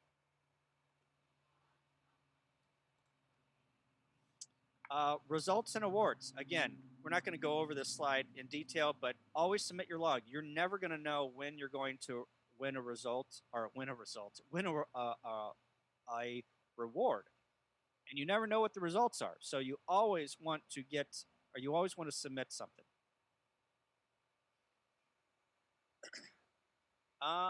Let's go to the next slide. So looking at your score, I'm not going to go over this in detail, but basically you want to put your butt in the chair as long as you can, right? You want to keep notes. If you're a serious contester, you might want to keep some notes on where you were or how you did in the previous contest or how you did in that contest, and then keep those notes in that file so you can go back and take a look at how to run or how to search and pounce in the contests that are coming up. Logqso.com, QScope, and SH5 are really good programs that you can run your Cabrillo file through, and it will give you a whole ton of stats on how you did, what your run rate was, how many contacts you made during a certain period. You can pull out all of those stats out of those programs. All right, a few more slides here, and then we'll take some questions. You on the 3830 scores? Yes. 3830scores.com. I did not know this until a couple years ago on where 3830 came from. Sterling probably knew this a long time ago. This was where people went on 80 meters to hang out after a contest to talk about the contest. Well, 80 meters, I'm sure there's probably some people that still hang out on 80 meters after the contest, but they've moved it to online. So if you go to 3830scores.com, you can post your score right after the contest and see where kind of you got in the where you where you were. This bridges the gap between waiting months and months and months for your score and getting that immediate real time scoring. The real time scoring is like still in work for a lot of contests, but this lets you just post your score, and you can lie out your rear end all day long. That's why it's called rumors, and the real results won't come until the actual log is scored and stuff. But generally, people put their legit actual score on here. They'll have a little soapbox comment that says, thanks for the context. I had a lot of QRM and the bands were dead or whatever on there, and you can see. This is also a good place in general to put your any contest scores for yourself, because you can see at a glance your history of scores. If you lose that notes that you have, this is easy. You can type in your call sign or anybody's call sign and see like all the contests you submitted, what your score was, what your notes were, and obviously right at the end of the contest, after maybe a few hours, once everybody drinks some water and takes a breath, post their score here, you'll be able to see, dang it, I didn't do as good as I did, or oh my gosh, I think I won that section or whatever. So it's really cool. It's very simple. It's just a web form, to put in your score. I think N1MM will actually put out a formatted thing that you can just pop in and then hit enter, and it'll good to go. Yep. Contesting club. So join a club, right? That's how we learn. That's how we meet people of like mind, and that's how we grow as contesters. There's many large contesting clubs out there: Society of Midwest Contesters, Yankee Clipper Contest Club, Northern California Contest and DX Club, and the Potomac Valley Radio Club. Those are the big ones in North America. So join your local contest club and start posting on their website, their mailing list. Make yourself known that you want a contest, and people will reach out and help you. It might be a good idea to join a club too, because especially for SMC, they call it the black hole because we're in the Midwest, and it's really, really hard to get to both Europe and Asia because we're dead smack in the middle. So working DX contests, if you post your score to the SMC, like their own listserv, then you can kind of see how you ranked with your fellow competitors in your geographic area. Now contrast that with California and the East Coast, Yankee Clipper and Potomac in California there. They all have way bigger scores than anybody from the Midwest on the norm. So you don't want to like be associated with those guys. Have your puny little score next to these like million QSO scores. So it's a good way to like compete with your friends from the local area. Right. Some contesting resources up. Yeah. So Doug Grant, K1DG, he is a very, very well-known contester. He created, I think the ARL came to him and said, hey, we need a book on contesting. So he came out with this book. I think it came out in December. So that is the ISBN number. So if you want to get started and you like paper, that is a good book to get. Also, the National Contesting Journal. If you're an ARL member, you can get this for free through your digital subscription, or you can pay for it. I think it's like $25 a year maybe, and it comes out every 2 months. It's a good journal, gives contest tips and tricks. And then also Brian, N9D ADG, I believe, Sterling, do I have that right? Brian? And ADG, yeah, I think Yeah. so. He puts out the contest update, the ARL contest update, and it's every 2 weeks. And it's got a ton of stuff on contests coming up and tips and tricks. So you can go into your ARL profile and click on that that newsletter that you want to receive, and it will automatically come to your mailbox every 2 weeks. I love Brian. Almost every time I put out a video about contesting, he'll pop it in the contest update. Yeah. Him and I are good friends because I try to publish a lot of contests in youth, and he really tries to get that angle. All right, guys, I'm gonna steal the thunder back here. We've got 1 minute to win this. I put the contesting online resources slide up. Pause that if you want to read it. Everybody in the chat room's been asking questions, and everybody in the chat room's been answering, so that's been covered out pretty well. And we need to head over to K6UDA Bob's channel to catch the next event coming on now. So Kyle AAOZ, AA0Z channel, thank you very much for your hard work and putting the slideshow together. Sterling, thank you for joining up and providing your unique commentary and insight on this. And I am Steve, temporarily offline here in a second as we all head over to Bob's channel. Thanks, guys. 73.